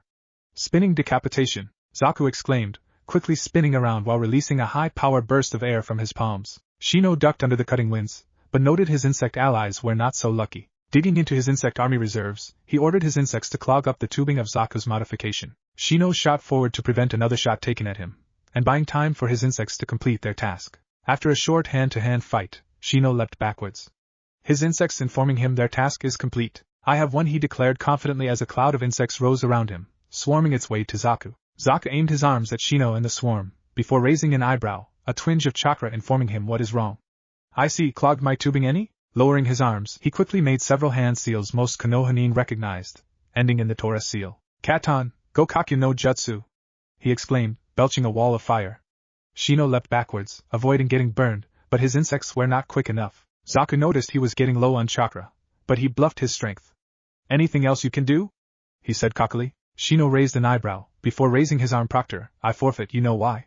My colony is nearly wiped out. Winner by forfeit, Abumi Zaku. Zaku bowed to the crowd, before making his way up to his teammates who congratulated him on his win. Shino received praise from his own sensei for a well-fought fight, while Shino and Zaku had their match. Kakashi took Sasuke to an isolated room, prepared for sealing the boy's mark on his neck. He was nearly finished when he heard a soft kukuku behind him. Spinning around quickly, he stood face to face with Kushina, now disguised, her hair still black, her complexion ghostly white and her eyes turned yellow. Evil sealing method, Kakashi? She spoke, imitating Orochimaru's tone. Is that all you can do? She mocked. Her inner seal master offended that Kakashi thought he could hold down the seal she made with such an inferior thing. Kakashi responded by charging up a Raikiri, which cackled dangerously in the silent room. The boy will be mine, and remember, don't even think about canceling the exams. Kukukuku. Her piece of misdirection complete, she quickly made her exit, before changing back to her Jonin sensei of Kabuto's team disguise. Returning just in time to see Zaka's victory. Well done, Zaku, well done. She thought to herself, pleased how far the genin had grown. Misumi Tsurugi from Konoha versus Kankuro from Suna. Tsurugi strolled down towards his starting place like he owned the arena, while Kankuro walked rather stiffly. Ready? Hate inquired, then fight. The moment Hate shouted fight, Tsurugi shot forward, grappling Kankuro, causing him to drop the white bandaged package he was trying to unwrap. To the surprise of everybody present, instead of just using his arms and legs to bind Kankuro, Tsurugi body twisted and wrapped himself around Kankuro, and he slowly started to rip Kankuro's arms out of his sockets. Give up, you cannot win. Tsurugi spoke cockily into Kankuro's ear. You would be right, if that was the real me suddenly came from the package. Tsurugi's eyes shot open in confusion, and suddenly stood face to Saban Launcher as the puppet's mouth opened wide, which promptly peppered his head with needles. Screaming, he flopped away, pulling out the needles from his forehead and nose. Damn you, he cursed, as he shakily rose. The real Kankuro revealed itself from the package, and the fake one started to rise, revealing the wooden puppet underneath. Hey, I have already won, Kankuro spoke confidently. What do you mean, with Tsurugi slurred, before he slumped forward. Winner by knockout, Kankuro. Now get a medic. He faced towards Kankuro. Is the poison lethal? Kankuro shook his head. He should wake up in a couple of hours. Hate nodded his thanks, and signaled for the board to spin. Haruno Sakura from Konoha versus Yamanaka Ino from Konoha. Both girls made their way down. Are you girls ready? Hate asked, getting 2 nods in return. Then start. That's a rather sorry excuse for a taijutsu fight, Naruto thought as he watched. Are they holding back? His thoughts were soon confirmed by a bold declaration from Sakura, telling Ino not to hold back. The fight heated up, and Ino used her hair to trap Sakura for his mind technique to work, only to be rejected by Sakura's mind. The girls resumed their hand-to-hand fight, ending with a double knockout. Hate shook his head. Since both participants are knocked out, it's a draw, and neither will continue. The medic soon came in and carted both off. The board spun again. Tenten of Konoha versus Temari of Suna. Both girls made it to their place, ready to show them how real kunoichi fight. Tenten asked her opponent, who just snorted dismissively. Tenten frowned, feeling insulted. Hate decided to start the match before the pre-match banter set it off. Ready? Then fight. He then had to jump backwards to avoid getting impaled by the multitude of sharp objects Tenten started to throw. Temari slightly opened her fan in response, and swung it once, sending the pointy objects away from her. Is that all? She asked mockingly. Tenten scowled, and opened a scroll, launching another wave towards Temari, who simply swung her fan again, deflecting the attack. That was your second chance, Temari mocked.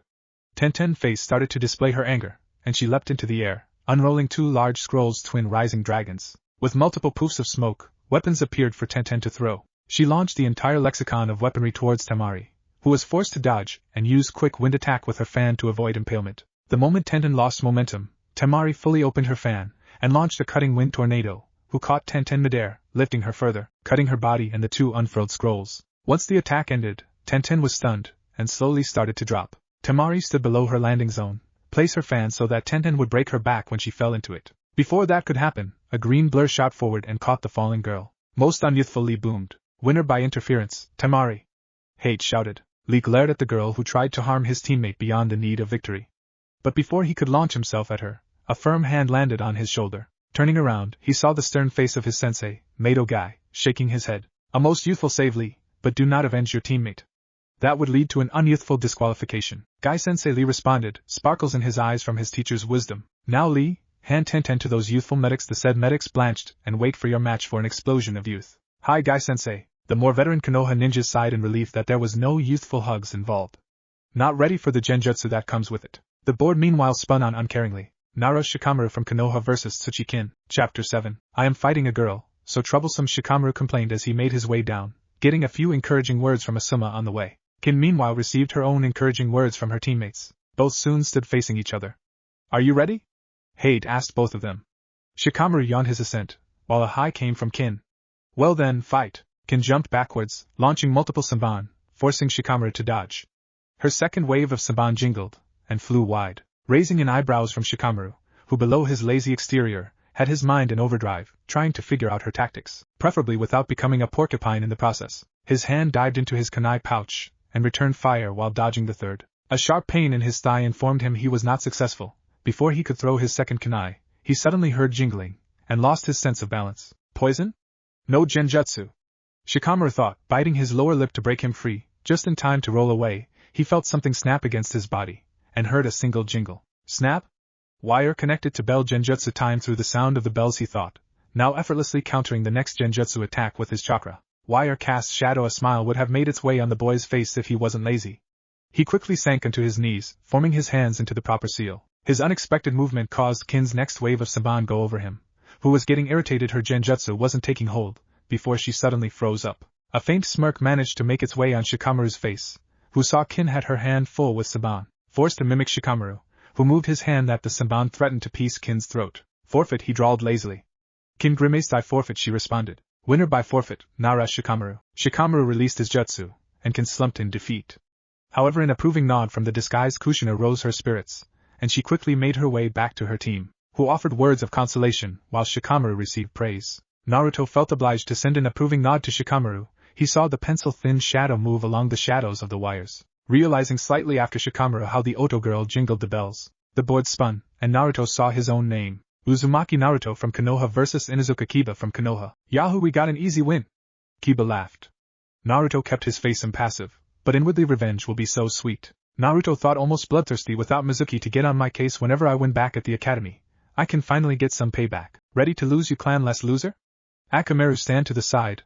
I don't need your help for this. Naruto ignored him, waiting on hate to start the match. Pay attention, you failure of a ninja? Kiba demanded. Naruto just looked at Kiba, bored, further riling up the boy. Show him what you can do. Naruto-chan. Kushina cheered in her mind. Beat that fox boy to pulp, Kiba Kurin, I thought. Echoing the thoughts of several jonin present, seeing the banter wasn't going anywhere. Are you ready, boys? Both of them nodded. Then fight. I'll finish this in one move, passing Fang. Kiba shouted, rapidly spinning, turning into a gray razor-sharp corkscrew that spun its way towards Naruto. Passing Fang, huh?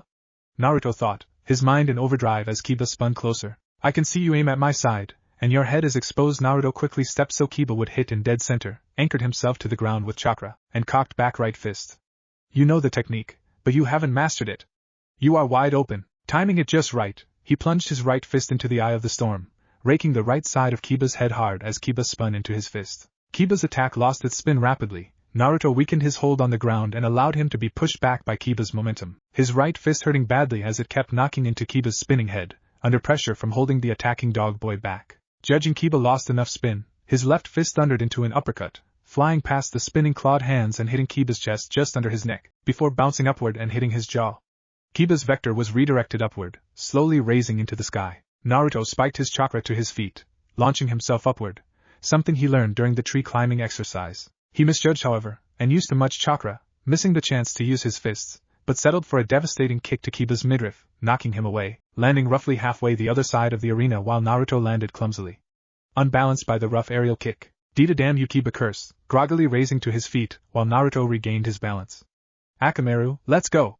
he ordered, tossing a pill for the dog to eat. Naruto was too far away to stop it. He tossed the kunai to try to keep the dog off balance, but the dog handily dodged it, crunching down on the pill while it did. The dog's fur turned red. "Beast human clone!" Akamaru poofed into Kiba. Naruto grinned. "You want clones?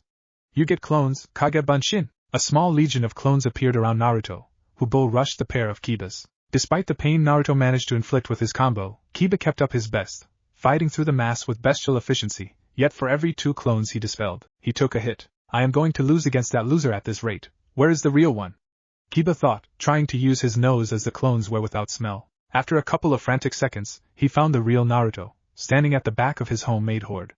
"Follow me, Akamaru!" he shouted, leaping into the air towards Naruto. Naruto's eyes widened in surprise. Kiba managed to find him, but then smirked. By jumping, Kiba left himself open. A counterplan formed in his mind, and he quickly made a couple of clones. Both of them aimed their bodies at Kiba, before supercharging the chakra output at their feet. With a double loud bang, leaving a small crater at their launch site, both clones rocketed towards the Kibas, knocking into them bodily before dispersing by the pressure of the impact. Knocked out of balance, direction, and blinded by the smoke, both Kiba and the transformed Akamaru landed roughly near Naruto, who hopped back, his horde of clones descending upon the pair like a pack of raptors, before Naruto's clones could properly start the beating. Hate interrupted winner by interference. Uzumaki Naruto. Naruto, surprised by the suddenly declaration, quickly dispelled his clones before it was used to disqualify him. A small true smile made his way on his face when he realized he had a measure of payback for all the crap Kiba gave him, and that he earned a genuine chance to be promoted. Well done, Naruto-chan, Kushina thought, impressed how Naruto controlled the fight with well-timed taijutsu and a single jutsu, showing another inventive way to use the shadow clone technique. Most of the remaining public was less happy, realizing the unpopular boy might actually make the promotion. With Oto and Suna both having participants, they would also be sending their judges. And if the Konoha ones would judge him unfairly, that would attract attention they did not want to have. Ignoring the inner turmoil of the room, the board spun uncaringly forward, while the medics carted off a cursing Kiba.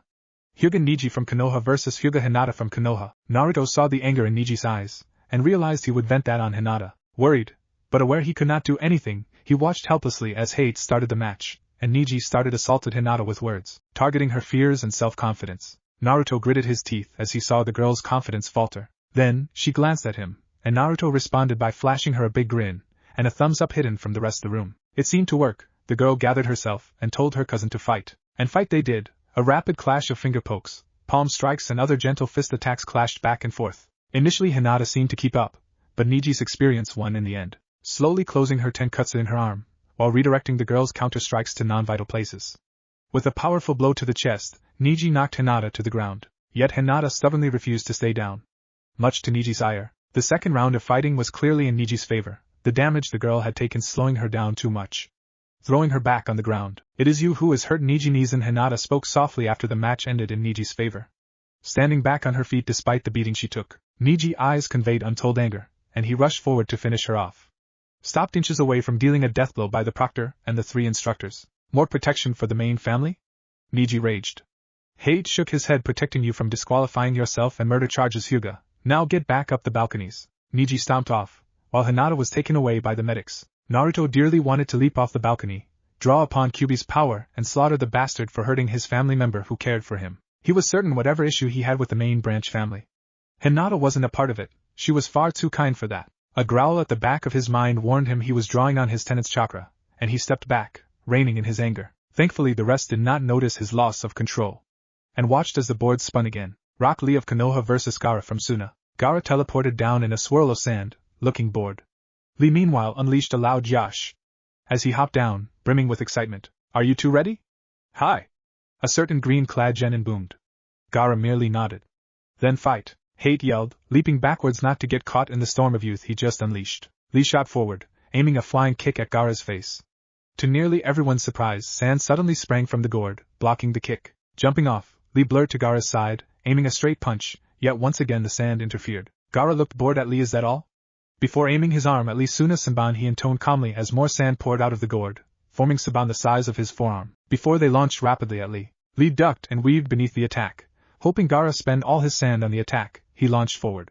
But the sand thwarted him again. Lee was forced away from Gaara by another barrage of sand. Sanban, guy, seeing his mini-me wasn't making any progress, shouted Lee, "Take them off." Lee looked surprised, as he hopped to the top of the statue, standing on top of the finger. "I thought I could only take them off to protect those dear to me," Lee shouted back, ducking to avoid getting his head taken off by another supersized needle of sand. "I allow it," Guy simply boomed back. "Hi Guy-sensei," Lee shouted energetically. He quickly ducked down again, removing his leg weight. Holding them up, he dropped them. Some of the watchers made fun of the weights. Gaara merely watched, wondering if the fight would become more interesting. When the weights landed, making a large crater, a giant dust cloud and a worthy boom, he smiled, knowing it just got better, as Lee shot forward again, many times quicker than before, actually bypassing Gaara's mobile sand defense, and showing Gaara wore a sand armor over his skin as he landed his blows, cracking the armor. Naruto could only watch with awe, impressed by what a dedicated student could do taught by a proper teacher. Gaara started moving around, making it harder for Lee to hit him and riding the blows that came through his defense to reduce the damage. Having uncrossed his arms, he actually looked like he was fighting now. A maniac grin made its way on his face. "Yes, make me feel alive!" he shouted, and he ordered his sand to envelop Lee. Temari could only shake her head.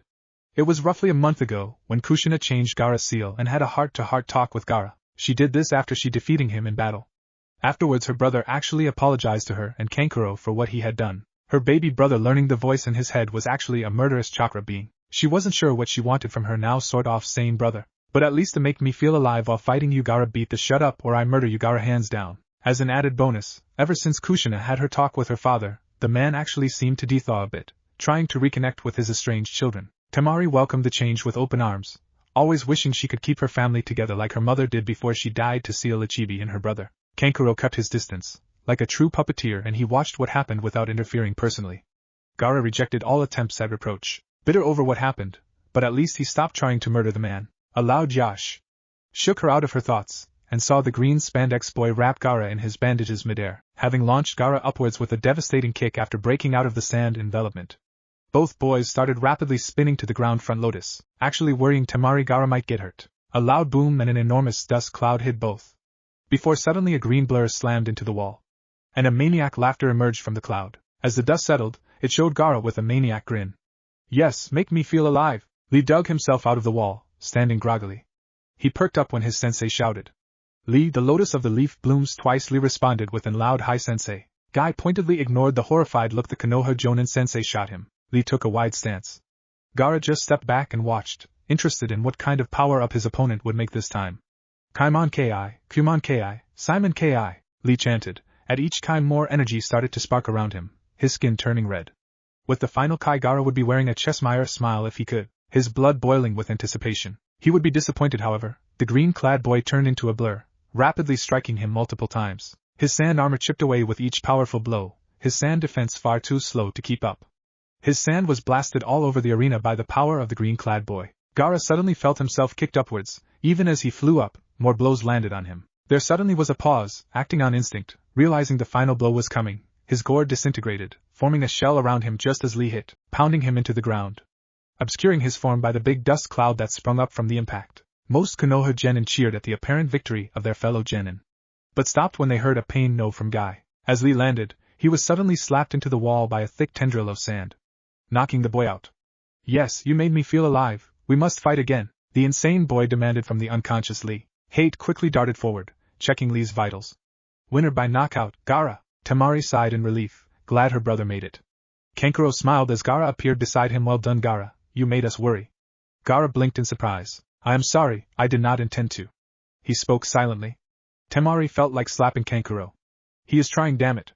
Don't be, Gaara, you are safe, that is what matters. She quickly gave him a short hug to reinforce the message. Kushina smiled at the interplay between the siblings. Happy she managed to teach the bull-headed Kazekage he tore apart his own family with what he was doing and had done, losing the only thing he had beside his village. Naruto felt both awe and worry.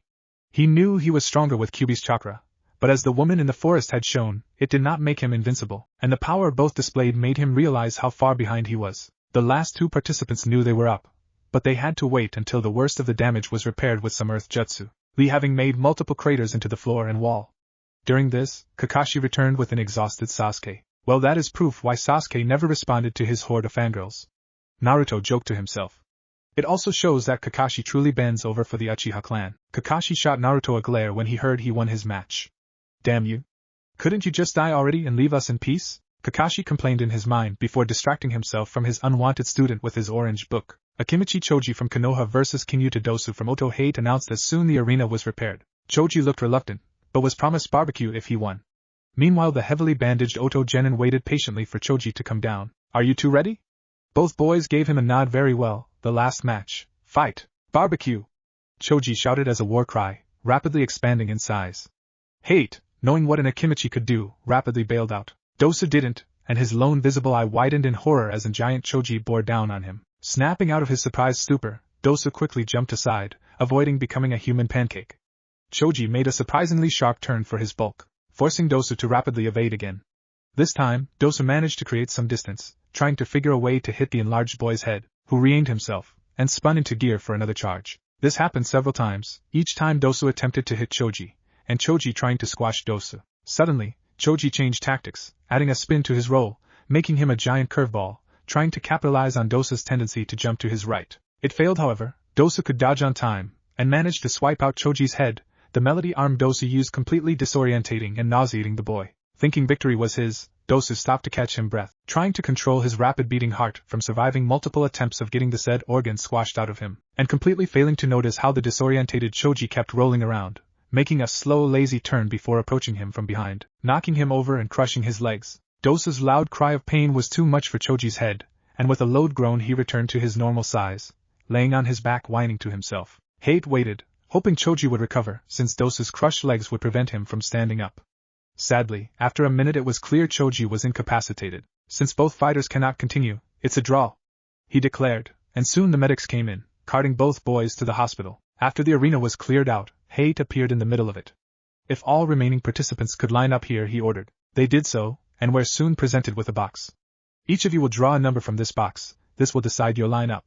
Niji went first 2, he declared. 3 from Gaara. 8 Temari declared. 6 Kankuro added. 1 from Naruto, who smiled inwardly he could get some payback for Hinata. 4 Sasuke said, seizing up Gaara, having missed the fight. 7 Troublesome May Lazy Nara complained. 5 from Zaku. Hate quickly wrote down the numbers. The third exam matchups will be this. The first match is Uzumaki Naruto against Hyuga Niji. The second match is Gaara of Suna against Uchiha Sasuke. The third match is Abumi Zaku vs Kankuro of Suna. The fourth match is Nara Shikimura vs Temari of Suna. From there it's logical what would happen next. These fights will happen a month from now. Taking in the quizzled glances from the chunin hopefuls, he chuckled. This will give Konoha time to prepare for the event, as many foreign dignitaries will come to watch. Are there any questions? Shikimura spoke up. Will only the winner become chunin? It would be so troublesome to win. Good question. Hade admitted no. Each fight will be judged by the present Kages, and a high-ranking member from the villages who attends. That means for the coming exams, there are 6 judges you need to impress. Winning gives you another chance to impress the judges. Naruto smiled inwardly. Despite lying to him often, the old monkey was at least fair to him, meaning at worst only one judge could truly be against him. Any more questions? A silence responded him. Very well, we will see you all next month. Take a good look at your opponent, and prepare well. Good luck. Naruto glanced at Niji, before walking towards Sasuke and Kakashi. Kakashi-sensei. Naruto spoke with fake cheer. How will you be training us the coming month? Honestly, Naruto already had a good suspicion what the answer to that would be. Kakashi I smiled at Naruto. Sorry Naruto, I will be training Sasuke here. Good luck. And with that, he poofed away with Sasuke in tow. Baki, the Suna Jonin sensei looked surprised at the blatant favoritism, and how only Guy seemed to be disturbed by it from the Konoha teams. Kushina would have sighed if she didn't have to keep her disguise on. Well, what do you expect from a student from that man, she thought. Before she could consider approaching the boy in her current disguise, Guy marched over towards Naruto. A most unyouthful action from my usually youthful comrade. As Niji will be training with his clan, and with Lee and Tenten in the hospital, allow my youthful self to train you until they recovered. Naruto blinked in surprise, not expecting a Jonin to offer him help. A smile made his way to his face. Thank you very much Guy-sensei. When and where do we meet? Meet me tomorrow at the West Gate at 5 in the morning. We will start with a most youthful sprint around the village. Guy boomed. Alright, thank you again. I see you then sensei, Naruto replied with equal vigor. Not noticing the death glare, Kushina was shooting Guy in her disguise. If you dare to corrupt my son Guy, I will murder you, revive you, and then torture you, before murdering you again. She thought dangerously. Chapter 8. 1 week after the preliminaries, Hidden Lab. Kabuto entered the dark lab, where Kushina was fussing over a cooling corpse. Kushina-sama, he spoke softly. I have the test results. Kushina turned to face him. And Kabuto-kun? She asked, no warmth in her voice. He is indeed your son. Kabuto spoke quickly, and relaxed when a big smile made its way on Kushina's face. Emboldened, he asked, why did you have me to test it, Kushina-sama? Kushina sighed. Kabuto-kun, the Sandame is a bigger snake Orochimaru could ever be. And then there is Danzo. Kushina scowled. Sometimes the two of those could be the same. If either of them thought my son's heritage was too troublesome, as Nara's put it, they could transfer the Kyuubi to another blonde kid and have Naruchan killed. But it doesn't matter now, Kushina chirped, gloomy atmosphere disappearing. He is really my son, so I should talk to him again soon. Kabuto could only shake his head at his master's antics. On other news, the preparations with Suna are going according to plan. Era, how is Gaara-kun doing? Kushina asked. He is doing better now. He longer hears Shikaku since you improved his seal, Kushina-sama. He picked up a taste for fighting, however. You flatter me, Kabuto-kun, that is good to hear. I saw his battle lust during the preliminaries. Perhaps when he is older he will appreciate life beyond fighting. My boy turned out rather well despite what happened to him. Kushina mused. 1 week after the preliminaries, Hokage office. Jiraiya-kun, I am glad you could make it. Hiruzen spoke warmly as his student entered the office. Hey sensei, I came as soon the toads informed me you wanted to see me. Jiraiya, the toad Sannin responded. Yes Jiraiya, we have reason to believe Orochimaru is after the Sharingan, and will return later to the village to exact his revenge. Jiraiya ran his hand through his long white hair. I see, so you want me to train the Uchiha kid? Hiruzen shook his head. No, Kakashi has that handled. Jiraiya sighed in relief. But perhaps you want to train Naruto-kun? Hiruzen asked. Jiraiya looked puzzled. Naruto? Who is he? The man asked. Hiruzen looked at Jiraiya like he sprung a second head. Naruto, Minato's and Kushina's kid? Yeah, what about it, the kid? He is your godson. Hiruzen exclaimed, shocked. Jiraiya had forgotten. The man seemed so pleased when the pair informed him. So what? Jiraiya asked, his interest in the conversation gone. Hiruzen looked flabbergasted at Jiraiya, before a hint of annoyance set in. Before he could speak, however, just because he is my godson, doesn't mean I need to care about him. Jiraiya spoke. Being a godparent means looking after your godchildren if the parents can, Hiruzen thought, but before he could voice it, Jiraiya went on. The only thing I care about Tsunade's, my research from my books, and my secret wish that Orochimaru was a woman. What? Hiruzen blurted out, surprised and disturbed by that wish. Think about it, Sensei, Jiraiya started, a lecherous grin on his face. Orochimaru was so flexible. Think about all the poses he could do as woman, and then all the things he could do with his snakes. He finished with a perverted chuckle. Hiruzen, god of shinobi, was truly speechless as his perverted, apparently mentally disturbed, student ranted on about his former teammate being a female. Jiraiya. Hiruzen interrupted. Just stay in the village until the chunin exams are over, understood? Sure, Sensei, Jiraiya replied, before leaping out of the window. So deeply disturbed by Jiraiya's secret desires, Hiruzen forgot to assign somebody else to train Naruto and keep an eye on him, in case Orochimaru approached him again. 2 weeks after the preliminaries, training field 18, Naruto puffed, trying to catch his breath. Now he understood how the hell Lee could be so fast. The first thing Guy did at the crack of dawn was slapping weights on Naruto's legs.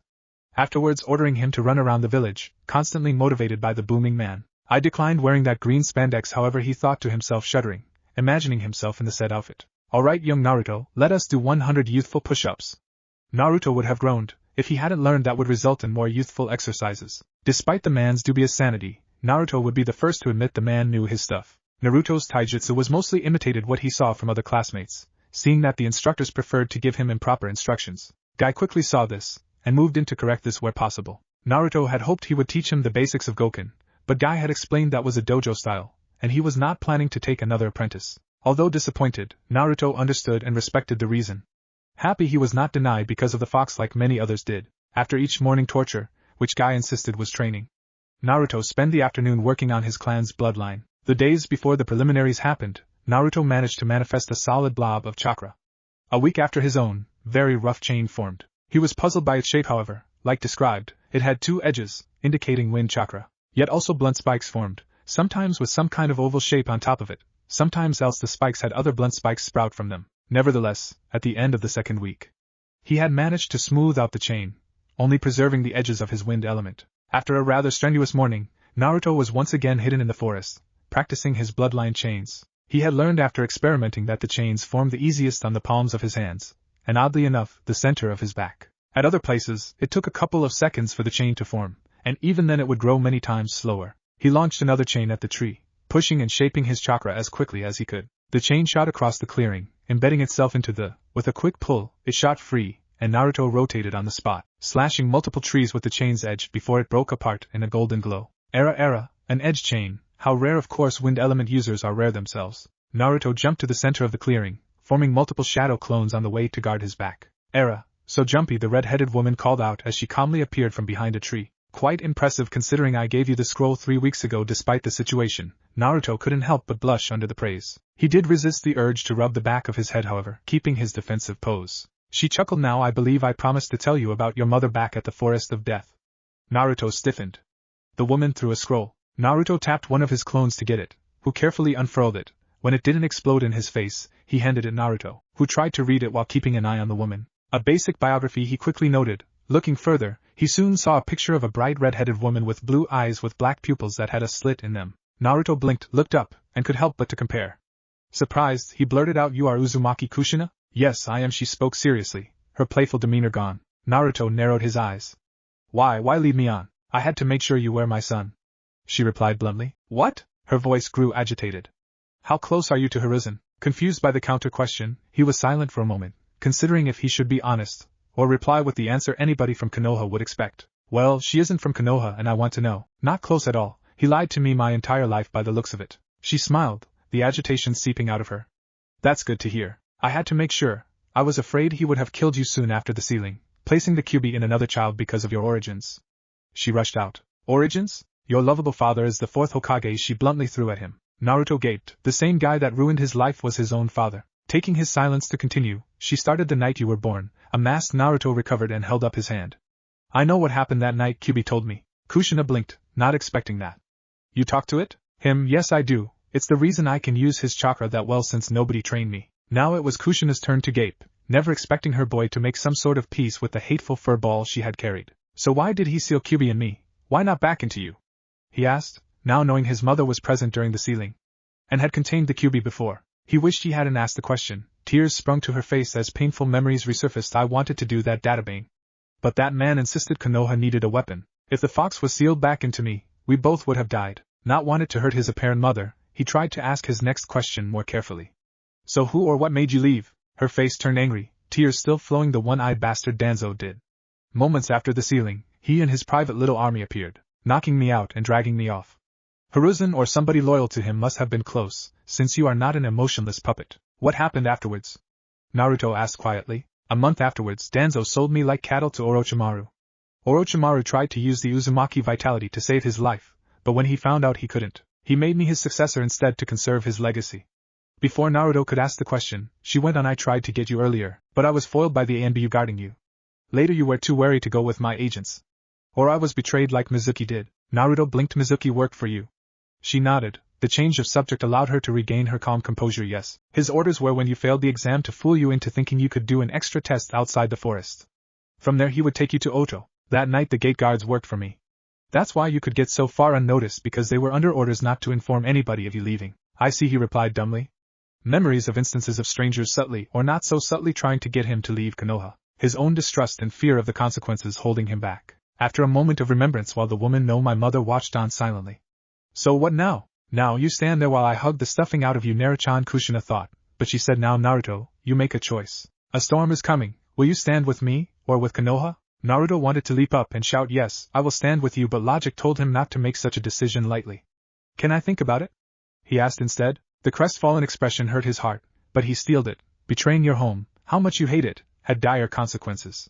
3 days, I will look for you in 3 days, she responded. Thank you, he replied, but she already had disappeared. Alone in the clearing, he sat down, trying to process the new information after reading the scroll she had handed to him. His mind whirling, he decided to ask the inner fox, hoping the beast had a convincing argument either way. Channeling some of the beast's chakra, the beast replied the moment the link was established. She is strong and will keep you safe, until you are strong enough to keep yourself safe. Naruto sighed. I should have seen that one coming. He braced himself for an acidic reply from the fox, but it stayed silent. I could ask Kabuto, but if Kyuubi is right, he is with the woman, I can't talk with Hinata about betraying the village. Naruto thought, pinching the bridge of his nose, although those same people are the only thing I care about in this village. And one of them is most likely on Mom's side, Naruto thought, unknowingly starting to refer the woman as his mother. Despite Kabuto's bias, he still decided to seek him out. However, he was disappointed. Naruto saw that he was supposed to be on duty, but couldn't find the man to his disappointment, and he retired for the night. He did quickly visit Hinata, but she was asleep, the wounds Neji inflicted taking a heavy toll on the girl. It strengthened Naruto's desire to turn the boy into pulp. Kushina felt like crying after Naruto asked for time to think. She was certain the boy would leap at her, and they both would hug each other until deep in the night, where then Kushina could haul her boy to a close-by hideout and spend the night snuggling with each other, making up for 13 years of lost time. But instead, her boy kept this distance. She felt like running to Suna, where Kabuto was currently coordinating Oto's forces, wrangle him for not properly preparing her son to face her. But she knew that would be unfair, and he was a competent worker. Killing him would be wasteful and too much of Orochimaru's style. It's going to be a stressful 3 days, Databane, she muttered, trying to let sleep claim her. The next day Naruto learned from Guy that although he was welcome to join the morning warming up, Lee and Tenten had recovered, and he would return to training them. Despite his disappointment, Naruto thanked the man for his help. After his last morning torture, he once again tried to find Kabuto, yet failed to so. Left on his own devices, he logically tried to weigh all his options. The more I think about it, the more I wonder why I didn't just say yes. Naruto mused as he watched out of his ratty apparent window. So why didn't I? Naruto asked himself. Thinking more, he realized he was afraid. Afraid to come up short, and die before being free, or hauled back and turned into some kind of puppet for those old people. Before he could examine his fears further, somebody knocked on his front door. He walked over, looking through the spyglass, right into the scarred face of Ibiki. For a moment fear overtook him, thinking the woman claiming to be his mother sold him out, before calming down. If that was the case, he'd be dog-piled by ANBU by now. He opened the door. Good afternoon, he spoke neutrally, doing his utmost to keep his poker face on. Ibiki looked at the blonde boy before him. It was clear the boy was nervous about something. He hoped the boy was just nervous facing the head of the TI, but deep down he suspected it was more. Good evening, Uzumaki-san, can I ask you a few questions? Of course, come in.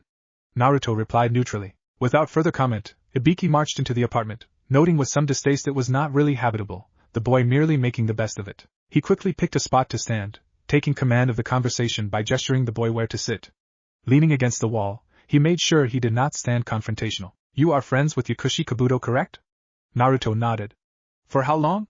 Naruto paused, thinking over the question. 6 or 7 years. That is a long time, then surely you know where usually could be found. They're also looking for Kabuto. Naruto asked himself. Yeah, I know his shifts by heart, but I couldn't find him the past 2 days. Naruto replied honestly. An inquiring eyebrow shot up. Why are you looking for him? I said too much. Naruto cursed to himself. I was looking for advice about the Hyuga fighting style. Naruto lied. Ibiki sensed that Naruto was lying by the hesitation, but couldn't find why he would be lying. His knee-jerk reaction would be that it was related to the entire Orochimaru fiasco.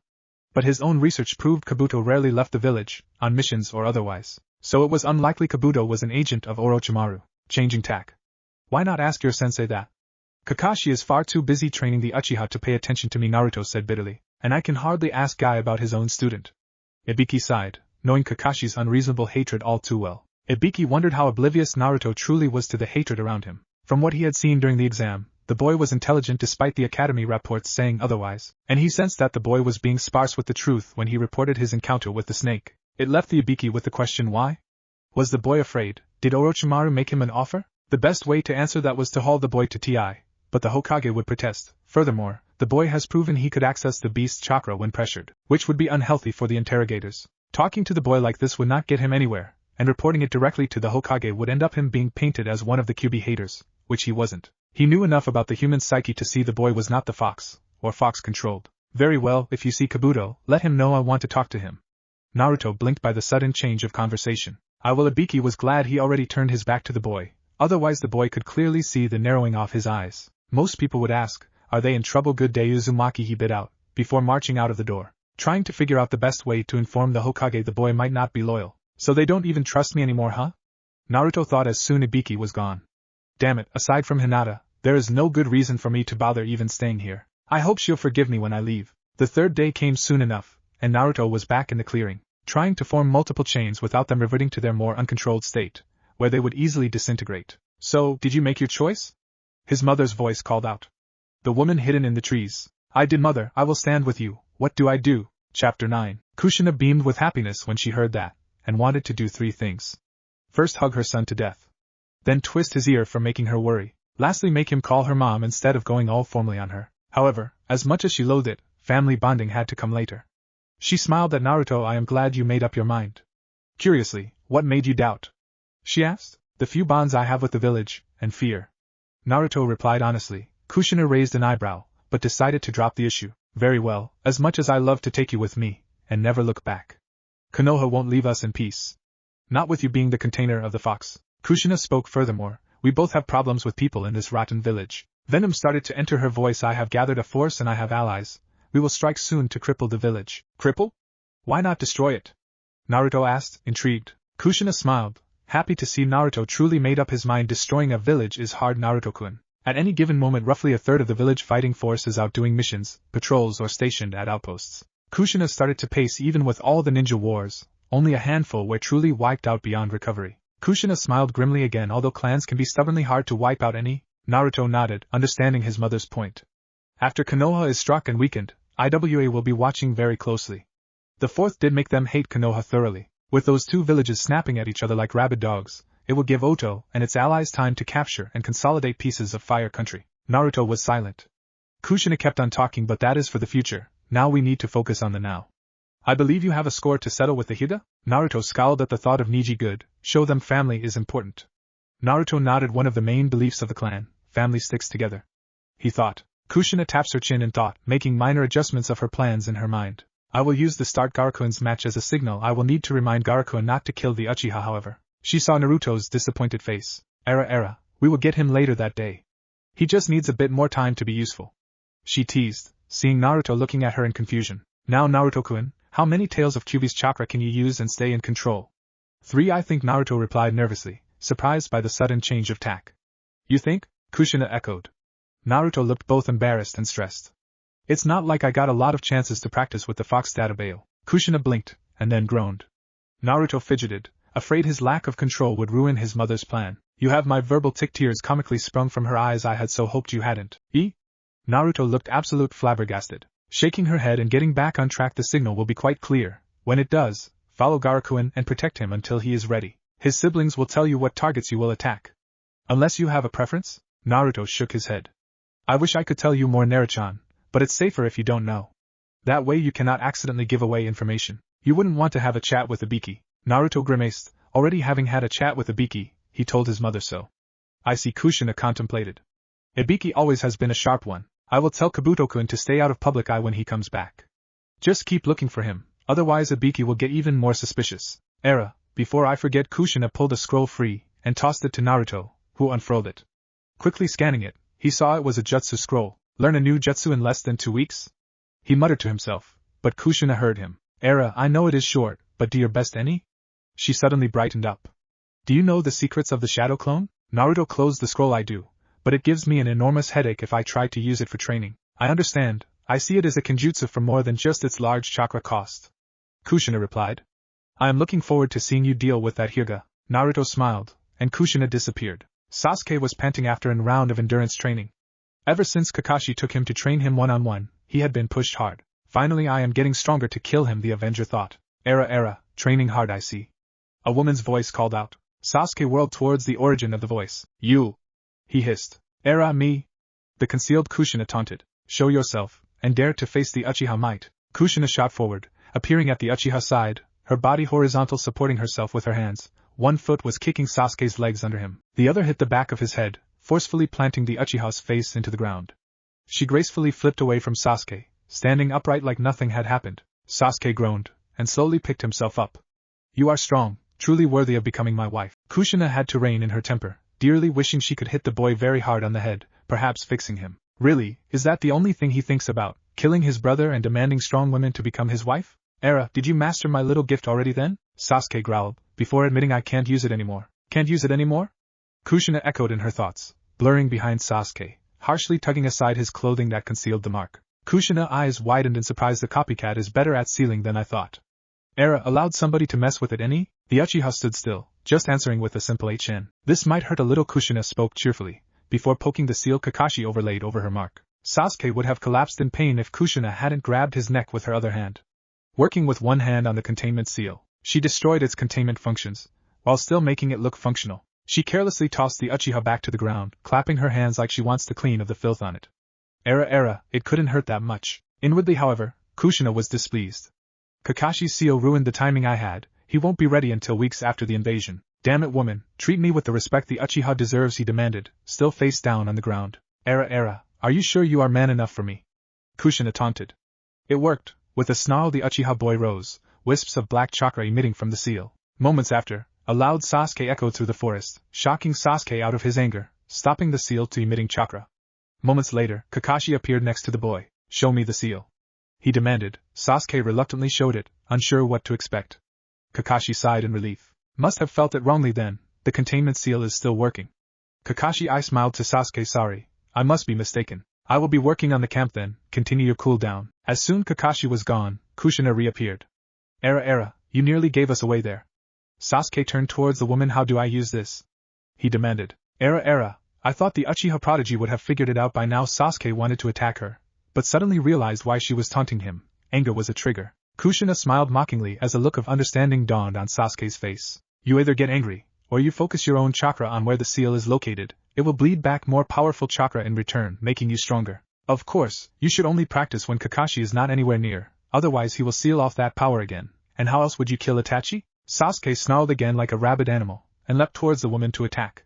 But before he could reach her, she suddenly turned brown dirt, and crumbled. Several days later, Kabuto observed from the darkness as Baki finished the proctor, Hate Gecko, who interrupted their meeting. Kabuto was glad he forced himself to learn the basics of using genjutsu, cleverly covering up the sight of the fight. He silently watched as Baki skillfully used his blade of wind to outmaneuver the Konoha swordsman, cutting deeply into the man's torso, killing him. He leapt towards Baki, landing near the man. The plan is still go on. Despite the interruption he spoke, before leaping off. Baki merely offered a grim smile, before leaving the scene himself, making sure he left no traces of his presence, nor that the Konoha man left any clues behind on what he discovered. The next day, Hiruzen pinched the bridge of his nose. Problems seem to be stacking up lately. First is this mysterious village, Otokage, popping up. With rumors Orochimaru is the Otokage, the same Otokage he received a confirmation letter that he would be watching his genin participate, meaning he either invited Orochimaru legally into his village, protected by international law, or the rumors are false, despite their sources and the amount of times it popped up over the years. His former prodigy student made his appearance during the second exam in the guise of a red-headed female, either implying Orochimaru learned a jutsu that allowed to steal a person's face, or he succeeded in his quest of immortality, by taking over the lives of people. The woman's description made him worry she was an Uzumaki, which made a logical choice for Orochimaru to take over with their long lifespan. Still, it implied survivors. He had genuinely hoped that with Kushina's disappearance, the only remaining Uzumaki would be oblivious to his origins, loyal to Konoha. It seemed however that Kiri and Kumo were not as efficient as he had hoped. Sadly, the boy was also the container of the nine-tailed fox. Despite Ibiki's suspicions otherwise, Hiruzen doubted the boy would defect somehow. Thanks to his environment, he was far too wary of other adults aside from him. His lying back at the training ground 44 was simply because he afraid. Hiruzen convinced himself. Hiruzen wished he had taken the time to talk to the boy one-on-one.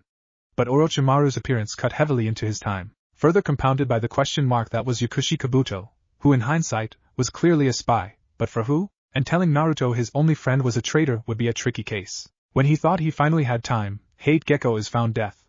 Either cut by a wind-based attack, or a sharp blade. That left the rather annoying question of why. What did Gecko find that caused him to be killed? Lastly, there was the marked last loyal Uchiha. Hiruzen shuddered at the thought his former student could do, combining his immortality jutsu with the Uchiha eyes, possibly making his dream to learn every jutsu a reality. In the end, he could only watch, and hope the various divisions he had under his command could figure out it before it was too late, because he couldn't. Hiruzen realized he spread himself too thin with all the events that happened the past month. He sighed out his frustration, and prepared to meet his foe, his mighty pen in his hand, and assaulted the hordes of paper. Day of the third exam. Naruto was both excited and nervous. Excitement that he could settle his grudge with Neji, and if everything goes according to plan, he'd be with his mother tonight. He was nervous because that same plan meant he would be taking his first human life. He had taken enough lives of animals, but that was purely for survival during the rougher patches in his life. He realized killing a human would be different. He had planned to make Neji his first, for trying to kill Hinata. Naruto managed to get full story why Neji hated Hinata so much from the girl when he visited her yesterday in the hospital. Hinata however urged him not to kill Neji however. Not wishing to break her kind heart, he settled on maiming. I wonder how my chain's edges cut human flesh, Naruto thought sadistically. He truly was nervous about failing however. Naruto for the first time in his life realized he truly wanted to prove himself to someone, namely his mother. Despite having barely spoken to her, the emotion she displayed struck a chord in his well-hidden heart. Double-checking his kunai pouch, tugging his clothing for the last time, Naruto set out towards the arena. Keeping himself to the back alleys and out of general sight, the last thing he wanted was a group of civilians, or worse, ninja, stopping him from showing up. He made his way to the arena without accident, and joined the Sand siblings, who were early together with Zaku. The group was soon joined by a yawning Nara, who was complaining the entire thing was too troublesome. Shortly before they were called out, Neji walked in, his very stance shouting he had already won the entire thing. Looking at the other participants as they were bugs, only Sasuke was missing as the assembled Chunin hopefuls marched out, forming a line in front of the Kage balcony. Hiruzen, in full Hokage outfit, soon made his appearance, the public applauding him loudly. He watched with pride towards the three genin, before frowning slightly seeing Sasuke was late. He was soon joined by Shinkiro, the fourth Kazekage, also wearing the full Kage outfit. However his were colored yellow. Lastly, a woman joined the pair, her hair fiery red, violet eyes gazing regally. She wore a dark dress, a massive Uzumaki spiral on her back, a small musical note in the center of it. Hello Shinkiro-kun, Hokage Dano Kushina spoke formally. Hiruzen looked like he saw a ghost arise from the grave. Kushina? He blurted out. Kushina grinned impishly. Hello old monkey, she replied. Protocol be damned, she thought gleefully. I thought you died that night, Hiruzen said, shock still clear on his voice. Kushina put on a show, looking surprised. Why would you think that? It was your ANB that told me Naruchan and the Nadokoi died that horrible night. Hiruzen could not help shooting a glance towards the lower seating area, where the Elder Council and Danzo sat. Kushina smiled inwardly. After reading everything in Orochimaru's archives, I started to suspect the two of you were two peas in pod.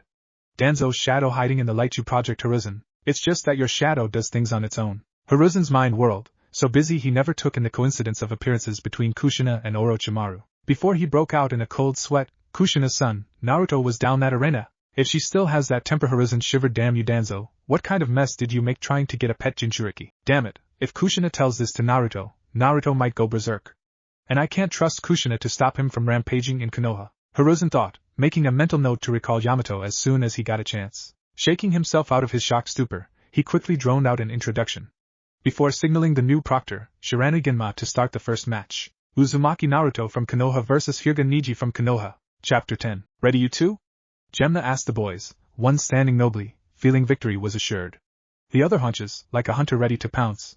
Very well, fight, Gemna declared before leaping clear. Neither boy moved, both in battle-ready stances. Neji spoke up. Give up, fate has declared me the victor. Naruto mocked, looking around. Are you sure? I am not seeing any signs, and Saban guy didn't declare you the winner. Naruto taunted back, predictable. I had a month coming up with witty comebacks. A dead last without a clan like you would not understand fate. My victory is ensured. Neji replied haughtily. Without a clan, huh? Naruto smirked, forming a chain in each hand, slowly letting the chain grow, forming a small pile on the ground. Neji's eyes widened as he saw the solid chakra stay in shape. Honestly, I don't understand you branch members. Naruto monologues. When there is finally a kind, gentle and caring soul in the main branch, instead of cherishing it, letting it grow stronger, strong enough to open the lock on your bindings, you push that soul away like the main branch did. You make your own fate, and you decided to stay a slave. Hinata blushed at Naruto's monologue, well aware who Naruto was referring to.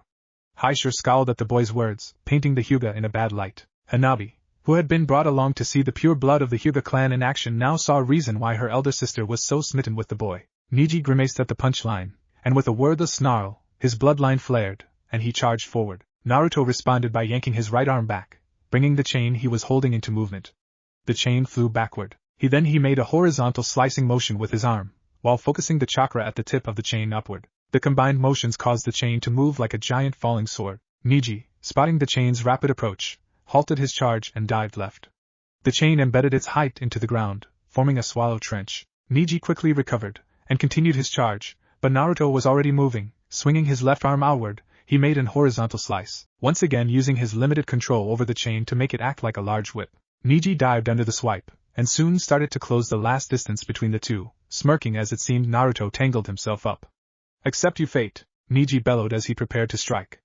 Naruto smirked in return, and used his control of the chain to the fullest, making the chain embed in the ground move its entire length towards Neji. Mom could probably write her name in the air with her chains in the air with the control you can get over them. However, instead of disengaging to avoid the blow, Neji allowed the chain to bite into his side, and soldiered on, striking multiple times, forcing Naruto to clumsily block the blows with his left arm. Several tenketsu were closed, but before Neji could capitalize, Naruto ducked under his next blow, and moved his right hand, already dropping the chain it held, which started to disintegrate. He formed a new chain on his open palm, improvising it as a stabbing weapon, striking Neji's wounded side. The blow caused Neji to flinch for a vital second. Although Naruto could barely feel his hand, he could still use his elbow, and used it as a cheap shot to slap Neji's face. Both fighters took a step away from each other. Naruto backpedaled further, Neji in hot pursuit after shaking off the pain. Forcing his numbed hand into its half of the shadow clone jutsu hand seal, he quickly formed a clone. The clone used the substitution jutsu with him, taking the next set of rapid blows, before poofing out of existence. Neji, who had a full-blown smirk at what he thought was landing crippling blow, turned to full surprise. His opponent disappeared, before he noticed Naruto in his 360 vision. His lips curled in displeasure. As Neji whirled to face him, Naruto formed more shadow clones to buy himself more time, grimacing in pain as he forced more chakra through the remaining tenketsu in his left arm. I hope the fox can fix this if he lands more blows. Naruto inwardly mused. Neji remained calm as he was quickly surrounded, fighting stoically through the storm, skillfully avoiding Naruto's blows while landing his own, destroying the clones with frightening efficiency. Naruto would admit he was impressed. Although his chains were not enormously sharp, they did cut flesh. Neji had taken 2 blows to the right side, now slightly bleeding, but he kept fighting like he was not hit at all. Joining his horde of clones trying to find an opening, he rubbed his left arm without noticing. Neji, who was systematically scanning all the clones with his Byakugan, saw the odd movement, and rushed forward, breaking through the surrounding line. Naruto, his view blocked by his own clones, could not react on time. A clone, however, saw it happening, and substituted itself with Naruto, taking the blow. Naruto, unaware what gave him away, did his best to blend in his dwindling horde, realizing sending a limited number to engage Neji would not work, as the boy's superior speed and experience in hand-to-hand combat would prevail. Naruto mentally went over the options he had. Kyuubi Chakra last resort. My new wind jutsu will only push him around. He is too good to be caught off guard by that. Attrition might work, but he has a way to find the real me. He is too fast for my chakra chains to hit. Perhaps a well-timed team attack from clones can do the job? I only need to further open up the wounds I already made. Coming to a solution, he made a new batch of clones, soldiering through the pain his left arm provided him. The new clones quickly filtered through the current ranks, corralling Neji, and preventing new uninformed clones to enter the fray. Well, this proves I can work well with myself. Naruto joked inwardly. Neji, already having observed the changing pattern before he even finished the last of the clones, narrowed his eyes. I did not expect to be forced to use Kaiten against him, but jumping is far too dangerous. He saw the telltale signs of the clones to pounce, and saw they were too well coordinated for him to gain an opening. As the clones launched themselves forward, Neji started to spin, the main branch Hyuga gasping in surprise as they recognized what he was doing. Hakusho Kaiten, The whirling dome of blue chakra stood firm in the sea of approaching clones, dispelling them all. Naruto and the uninvolved clones gazed closely as the smoke was pushed away by the sphere. As Neji started to slow down, a couple of ambitious clones charged forward, hoping to use his disorientation. Neji quickly showed he was not disorientated. Naruto gritted his teeth as the remaining clones charged in to buy him more time. Now I got to deal with an omnidirectional defense too. I could try to exhaust him by trickling in more clones as he spins, but I do not know how much chakra costs him to keep the defense up. Thankfully he doesn't move. Wait a second. Naruto smiled grimly. If this doesn't work, it's going to be hard, he thought, as he summoned a new gang of clones, who already knew what to do. Neji tried to interrupt the process, but the clones smoothly absorbed his interruption, and once again prepared to launch themselves at him. However, instead of launching as soon as they could, they stood teasingly, all ready to go at him. Neji in the center of the circle, ready to use Kaiten again. Neji used his 360-degree vision, trying to figure out why the delay was. He soon found it. One Naruto, most likely the original, was forming an extremely thick chain. As understanding crossed his face, the clones launched themselves. Hakusho Kaiten. Once again the defense weathered the attack flawlessly. However, this time the remaining clones threw themselves one after the other at the sphere. Other clones formed half a ring, prepared to force Neji into his Kaiten again. Naruto meanwhile made the most thick and stiffest chain he could. He was completely absorbed in this process, and sincerely hoped his clones would succeed in distracting Neji. He left himself wide open. Judging the chain long enough by feeling, Naruto opened his eyes, and saw his clones manage to keep up their distraction. Their numbers were dwindling rapidly, however. He noticed the formation of the chain and all the earlier clones but a dent in his reserves, and cursed himself in his mind for forgetting about the invasion. With a war cry, he charged forward. As he closed near the blue protective sphere, he jumped upwards, made a full turn his axis, building up momentum for his chain. Before unleashing it in a devastating horizontal swing, the far end of the chain gauged a trench into the ground, catching some of his own clones. Before it slammed into Neji's defense, Neji, having seen the incoming attack, increased his efforts to strengthen the barrier. The chakra barrier grinded away the chain, but inside Neji was losing speed. The chain broke first, cracking before violently dissipating. The force enough to unbalance Neji out of his ultimate defense. The remaining clones immediately pounced on him. Neji put up a desperate defense, initially successfully keeping them at bay, but then the earlier half-ring of clones charged in, forcing Neji to face them. No time to start spinning for new Kaiten. Without meaning to, he allowed a clone to enter the Hyuga's secret blind spot. The opportunistic clone landing a blow on his head. Neji reacted immediately, but the rash action left him open for another clone, who took a cheap shot at his open wounds in his side, shocking him with pain even as he dispelled the offending clone.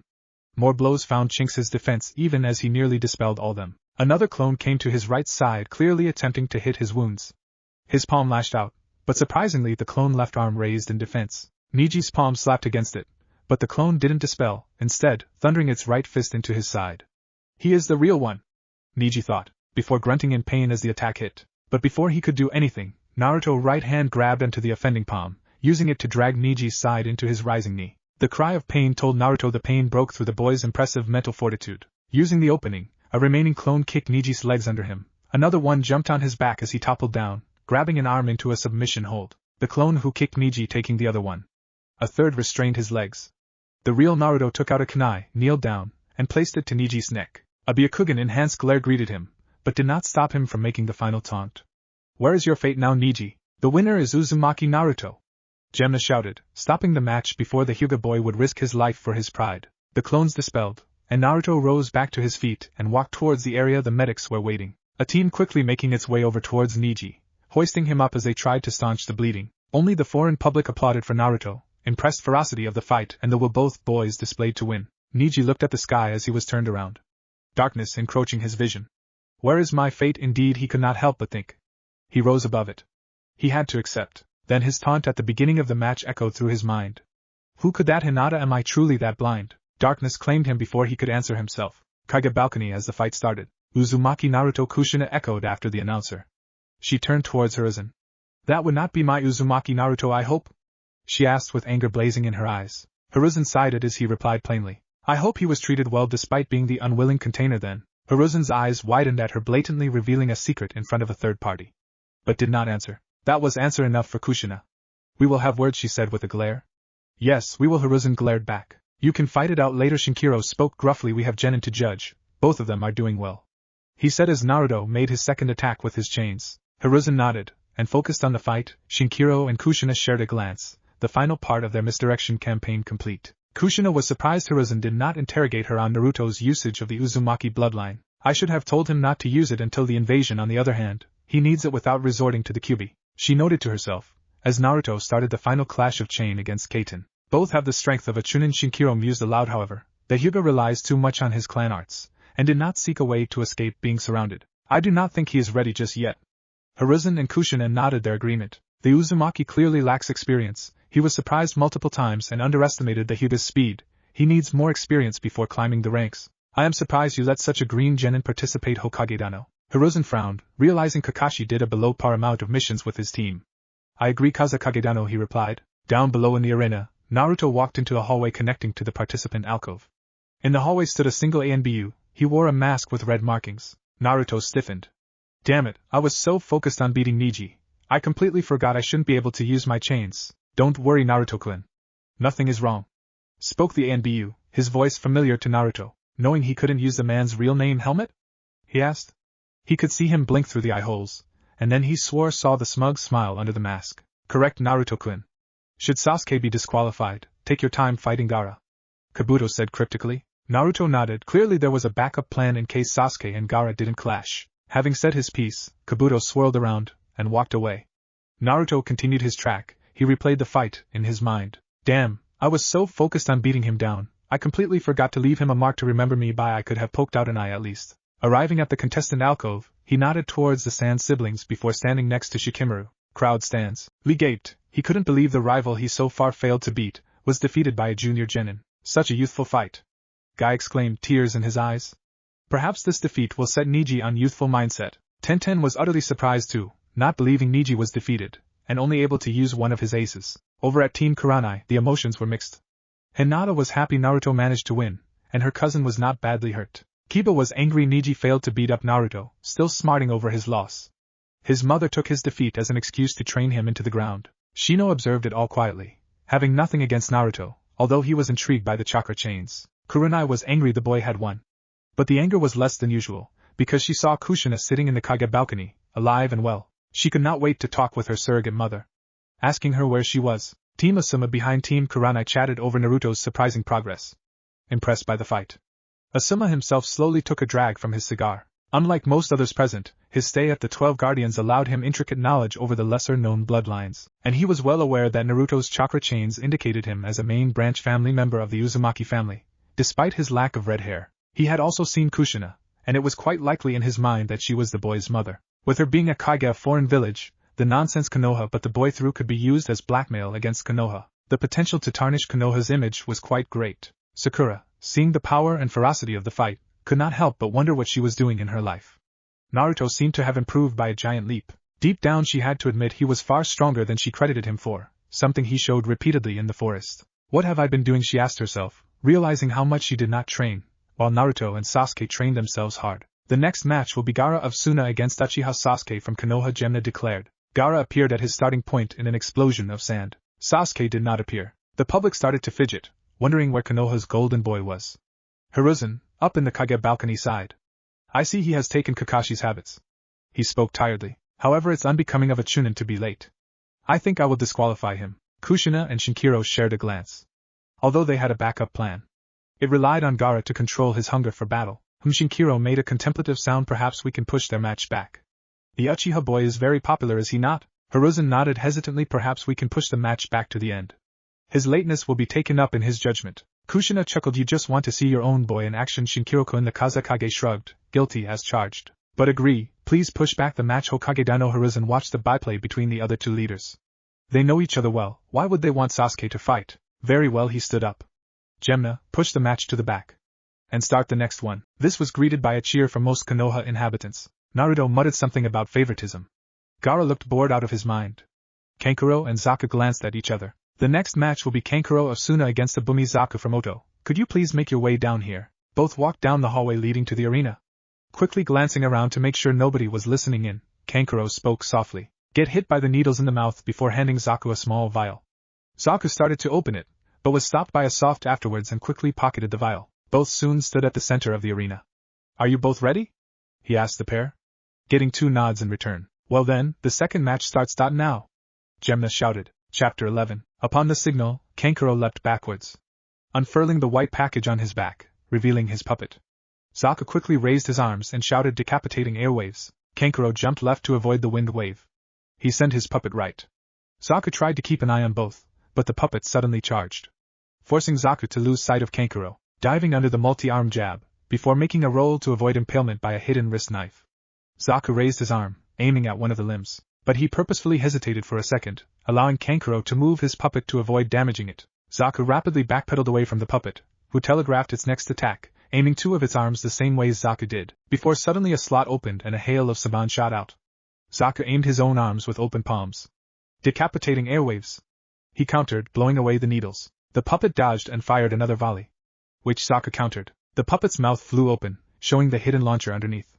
Unable to see Kankuro himself, Zaku took it as a signal to get hurt. However, getting hit from this distance would look suspicious, so he charged, making it look like he would try to destroy the puppet up close. The puppet also shot forward, hidden wrist blades popping out of each arm.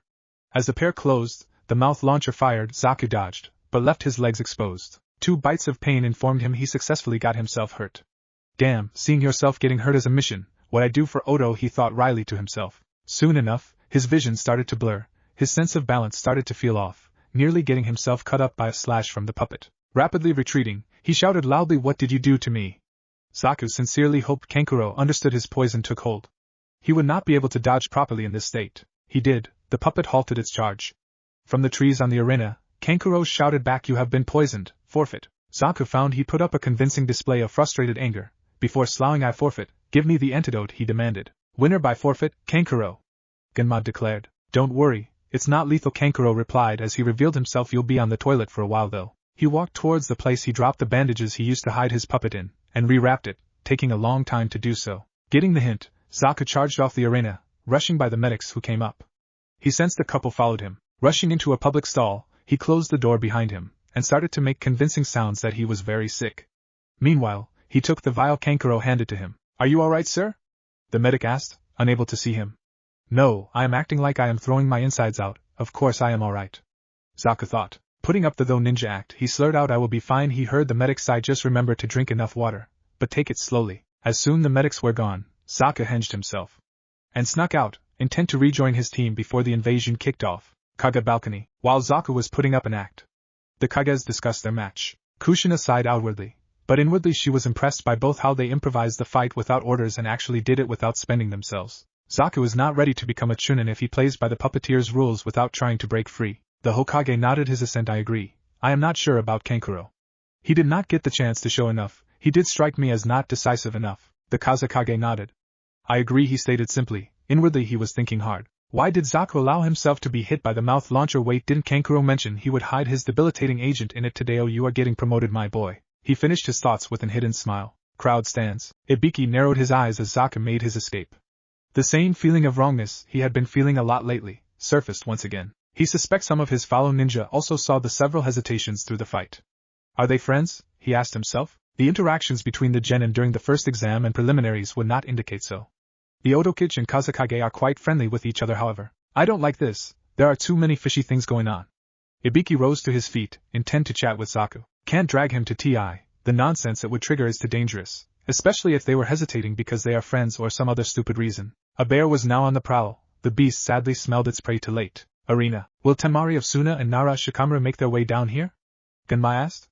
Temari leaped out of the alcove, floating down serenely towards her spot thanks to her open fan. Shikamaru stood, and lazily started to raise his hand. Naruto saw the action, and realized Shikamaru would declare it to be troublesome and forfeit.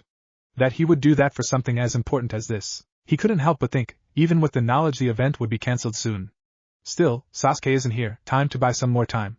He thought with a smirk. Show some backbone, Shikamaru, he shouted, before booting the lazy Nara bodily out of the alcove and into the arena. Shikamaru landed face first into hard ground, but somehow prevented getting himself hurt. Naruto took the subsequent complaints about troublesome blondes as a jolly good job well done. The Nara picked himself up, and slowly sloughed his way to his position.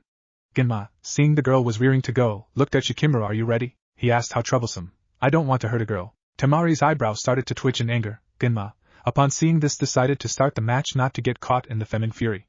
Very well, he spoke solemnly. Fight. And with that, he hightailed to the arena edge. His retreat proved to be right. Upon the word fight, Temari fully deployed her fan, and with a mighty swing, tried to bisect the Nara, her own plans to stretch out the fight forgotten. Shikamaru proved to be agile, and ducked under the horizontal cutting wind, before leaping to the closest forested area in the arena.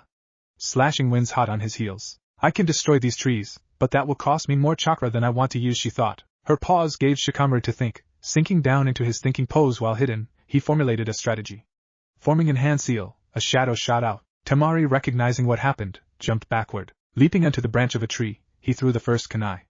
Temari dodged, her eyes narrowing as she tried to figure out what the Nara's plan was. She started to slowly circle around, before she had to jump back, his shadow reaching much further this time. Did he fake his limit last time? She asked herself. Then she saw, thanks to her movement, the shadows of the trees were pointed towards her. His shadow can piggyback on other shadows.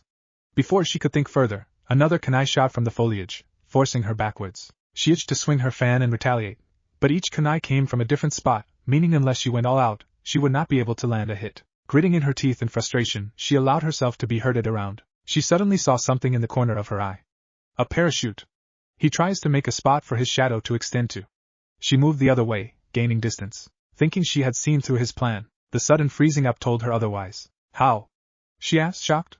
In response, he turned his head, and her turned with it. The parachute she saw earlier was just a part of the plan. His shadow extended from the forest, into the shadows of a few of the thrown kunai. Through the shadow of the parachute into the trench Naruto made when he attacked to break Niji's kaiten. The large semicircular trench was deep enough to cast a shadow inside it. Temari stood on the other end. Shikamaru raised his hand. Temari was forced to follow. What is he doing? The girl thought, panic coming to the front. Proctor, I forfeit. Genma blinked, winner by forfeit. Temari, why? You had me.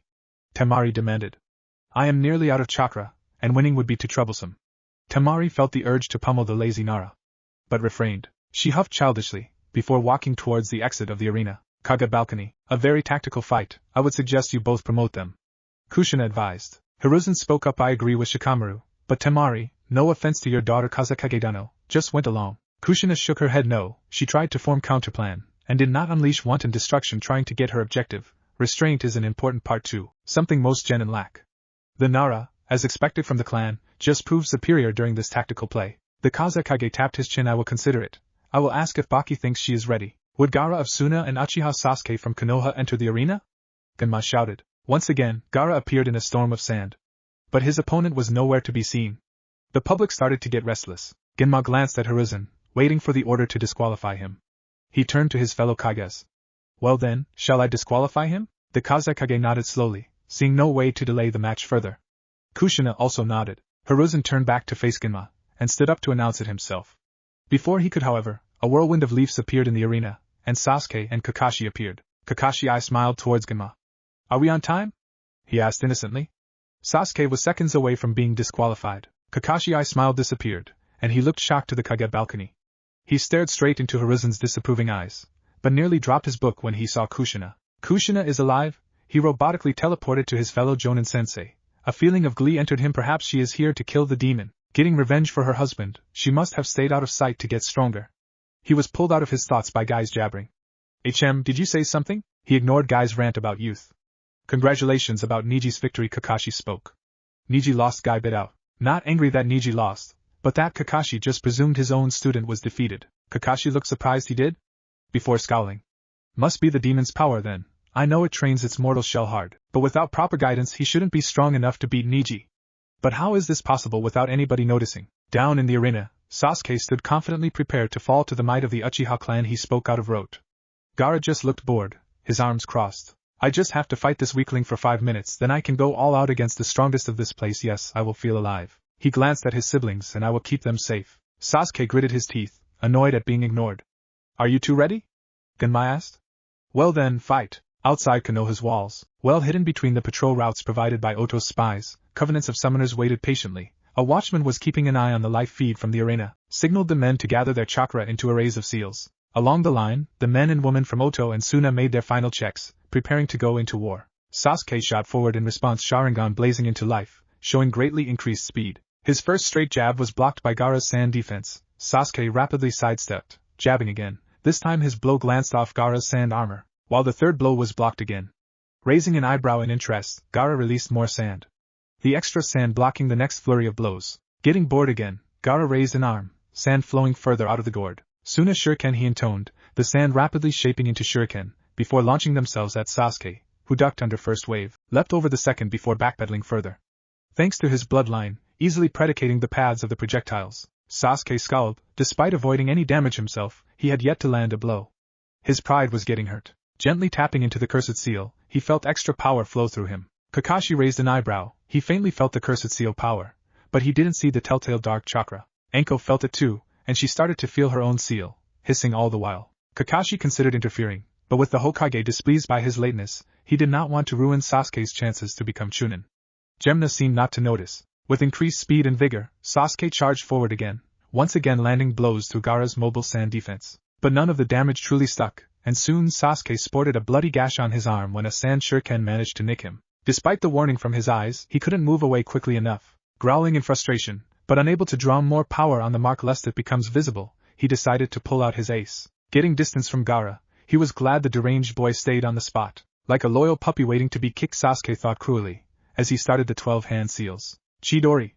He exclaimed, lightning chirping like 1,000 birds. Putting his remaining power into his legs, Sasuke shot forward, Chidori charged hand hanging low, cutting a shallow trench. Despite what the outside world thought, Gaara had learned a lesson from fighting Lee. It is one thing feeling alive fighting a strong opponent, but taking a pummeling is a bad idea. It worries the few people he cared about. Hence, as Sasuke rapidly closed, he pulled apart his gourd, and pulled his sand into a solid wall in front of him. The moment he was sure he was out of the Uchiha's sight, he started to move out of the way. Too late, however, and a lightning-charged jab broke through the wall, cutting into his shoulder. Red liquid started to gush from the wound. Gaara looked horrified at it. "My blood," he managed to exclaim, looking back at the wall. Frowning, he pushed the entire structure away from him with his chakra. A loud thud indicating he succeeded in pushing away the Uchiha. As the sand regathered around him, he locked eyes with his sister and brother. He saw unabashed worry in both their eyes, and his anger surged, an insane glint appearing in Gaara's eyes. "Your words failed him, die," the boy raged, tapping into Shikaku's chakra. Kushina cursed inwardly, fervently hoping at least the eyes would survive the mauling from the enraged Jinchuriki. She glanced at Shinkuro, whose hand was resting on the arm of the chair, one finger extended. Sasuke, who initially beamed his superiority, was now forced to run for his life. The angered Gaara launched one sharp sand projectile after the other. It was clear for everyone present the very earth Gaara stood on was grinded into sand by chakra alone, fueling the barrage. Kushina, realizing that Gaara might be too enraged to notice the starting signal, discreetly dropped some explosive tags under her seat. When Shinkuro pulled in his last finger, both leaped upward, Shinkuro using his hand to drag a surprised Hiruzen by the scruff of his neck. The rest of the public saw the Kage balcony suddenly be covered in smoke. Moments later, it violently exploded. Chapter 12. Hiruzen didn't become Hokage for his good looks. After a moment of confusion, he shook himself free, quickly jumping away from Shinkiro. Before he could look for an escape, however, a large purple barrier surrounded the trio, powered by the Sound Four, who went into the first state of the cursed seal, black markings spreading all over their body. "Betraying your allies, Shinkiro?" he demanded. "Don't act innocent, Hiruzen," Shinkiro replied coolly. "You truly thought we would not find out about you bribing away Suna's missions?" Hiruzen turned towards Kushina. "And why are you attacking me?" Kushina shrugged like it was a minor matter. "Betraying the whirlpool, allowing Danzo to reveal Naruto is a container, allowing my boy to be mistreated. Orochimaru had his own list of issues, but I am not going to name him.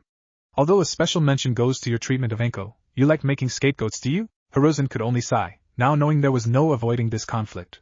He threw off his official Hokage garbs, revealing he was wearing battle armor underneath. "My old instincts were right, something would happen today." He took a battle stance. "The time for talk is over," he said sternly.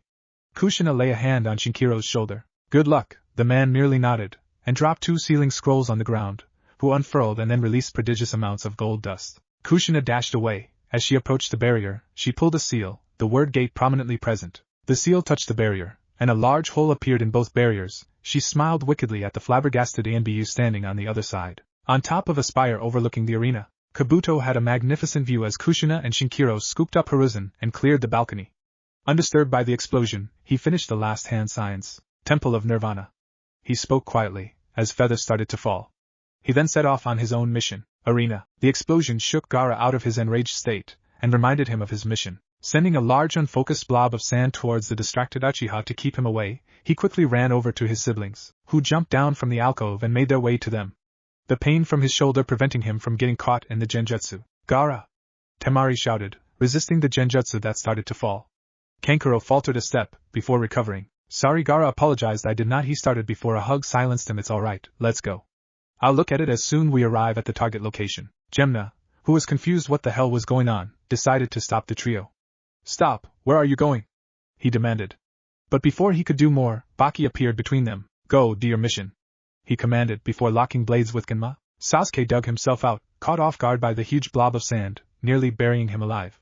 He looked confused at the fights breaking out around him. Genma saw the boy as he clashed again with Baki. Sasuke, go prove that you are a chunin, follow Gaara and stop whatever they are planning. Roles reversed, it was now Genma that intercepted Baki, who tried to score a quick kill on the last Uchiha. Go! Sasuke dashed off. The moment the explosive tags went off, the hidden Suna and Oto ninja revealed themselves, slashing left and right, scoring many casualties in the surprise. Konoha's famous teamwork however quickly recovered and started pushing back, spearheaded by powerful combinations like Kakashi and Guy. Naruto, who was caught off guard by the genjutsu, finally completely shook himself out of it.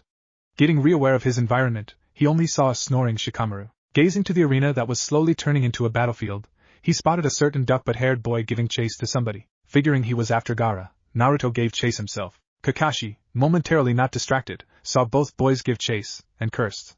I can't trust Naruto to keep Sasuke safe, despite his surprising strength. He glanced around, spotting Sakura looking lost and Kiba unengaged.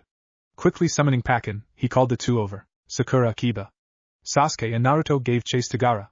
Gaara is planning something, go after them and back them up, he ordered. Kakashi wished Team Asuma or Guy were around, but both broken teams teamed up with other genin upon the orders of other chunin or jonin, and send on their own missions. Pakken, Kiba, Akamaru and Sakura carefully jumped off the stands into the arena, staying near the edge as more experienced fighters clashed in the center. Pakken sniffed tomatoes and Fox, I got them, he spoke confidently. Kiba and Akamaru sniffed too, agreeing. The group followed the tracks. The fighting hadn't started outside the arena yet. But Pakken, with his experience and advanced senses, knew it would happen soon, and quickly led the genin and dog after Sasuke and Naruto. Jiraiya sighed as he disappointedly gazed through his telescope. The hot spring he was peeking on was quite empty. I don't understand why Sensei needed me here. Jiraiya thought this is the third hot spring that is empty. Collapsing his telescope, he hoped the next hot spring he had more luck. I don't understand what he worries about, aside from suddenly attacking the Uchiha. Oro team has been silent for quite a while now.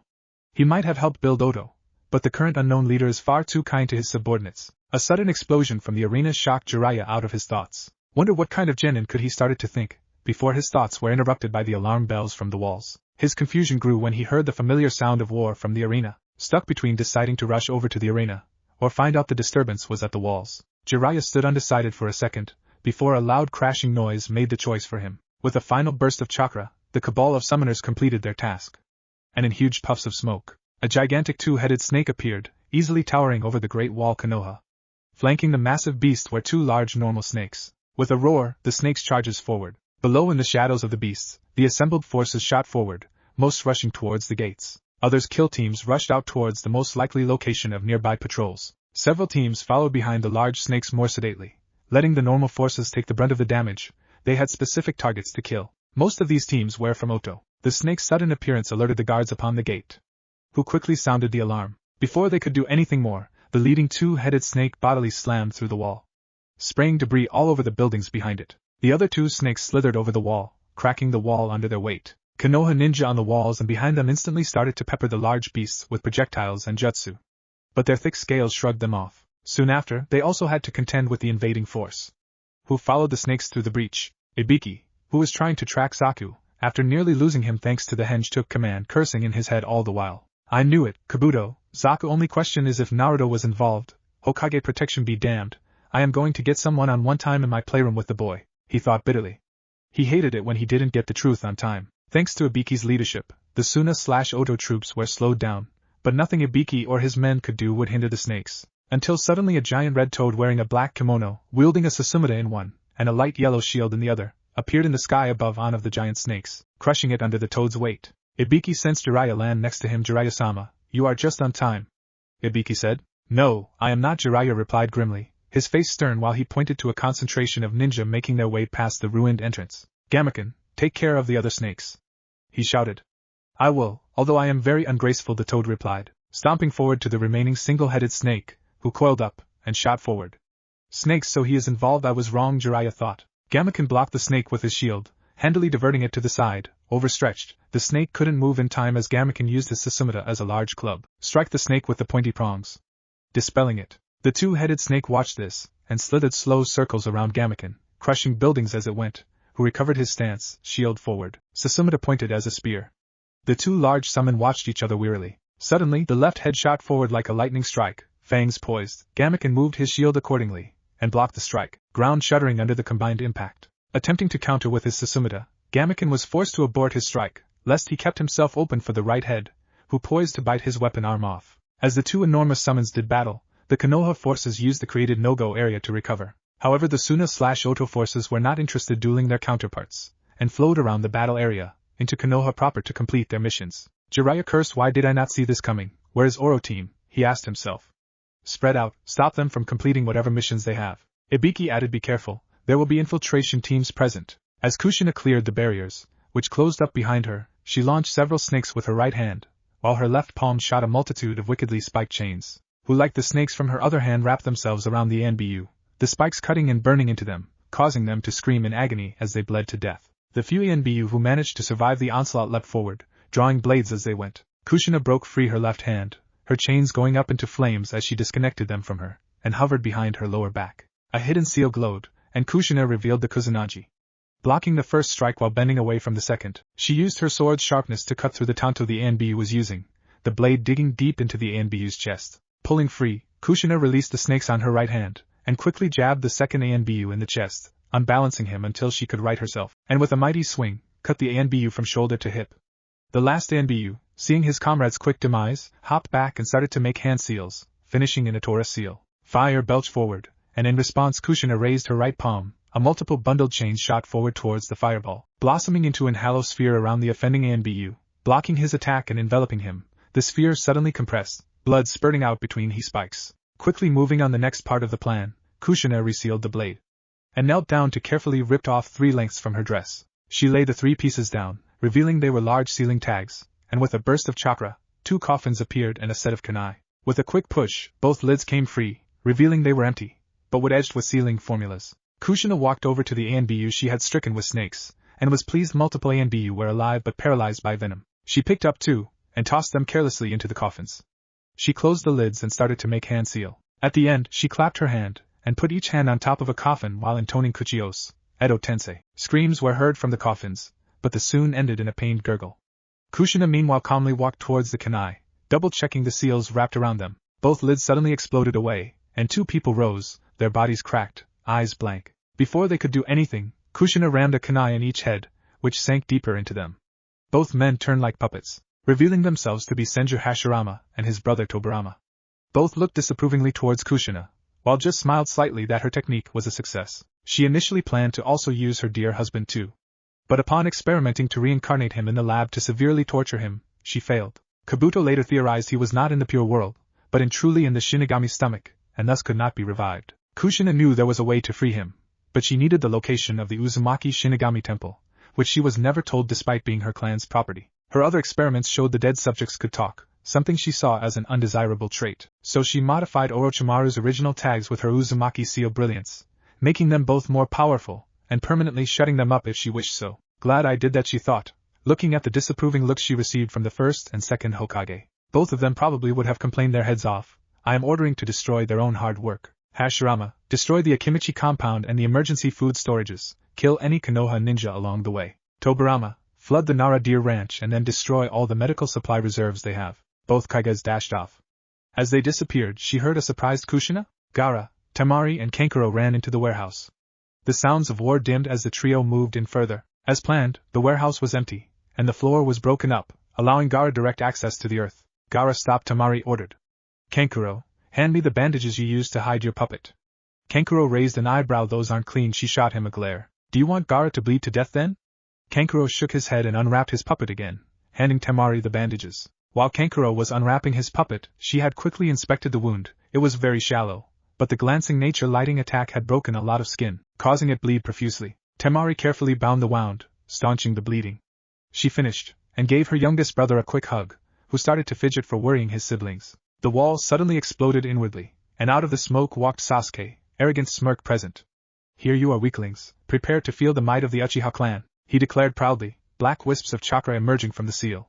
Gaara stepped forward to fight him. No, Gaara, prepare to transform, we will handle him. Temari ordered. She and her brother stood in front of Gaara, fan and puppet at the ready. Gaara hesitantly walked to the broken-up floor, sank into a lotus position and started to draw upon Shikaku's chakra and pushed it into the soil below, grinding it into fine sand, charged with the beast's chakra. Sasuke, wishing to finish the fight with Gaara, convinced he could turn the tables of the fight before the explosion happened, charged forward, Sharingan blazing. His eyes easily predicted the slashing wind Temari shot his way with her fan. Before dodging a multitude of saban from the puppet's mouth, Sasuke, quickly going through the hand seals, puffed up his chest and belched fire with a cry of Katan, Gokaku no Jutsu towards the puppet, forcing Temari to halt her attacks lest this strengthens the flames. Kankuro pulled his puppet back hard, barely dodging the flames. The fireball flew on unimpeded, and struck the roof, setting it alight. Both Kankuro and Temari retreated away from the burning roof towards their brother. Temari unsure if using her wind jutsu would worsen the fire, Kankuro busy trying to figure out how the fire would spread, and how he would keep his puppets safe. Sasuke laughed, interpreting their retreat and hesitation as a victory. Ha ha ha, see that, weaklings, you don't stand a chance against me, now out of the way. I want to fight Gaara. Kankuro gritted his teeth, thinking Gaara needed more time. I say screw the order, Temari, just kill the guy. He spoke in soft tones. Temari grimaced, not a fan of breaking orders, but seeing no other option. As the pair prepared to attack, their brother's voice, deeper than normal, spoke up. Temari, Kankuro, move. I am ready. What if Kushina lied to about Naruto? And thanks for watching my video till the end. If you enjoyed this content, then do consider subscribing to my channel. And leave a like if you guys need the next part. Comment down, and thanks for watching the video, and see you guys in the next video.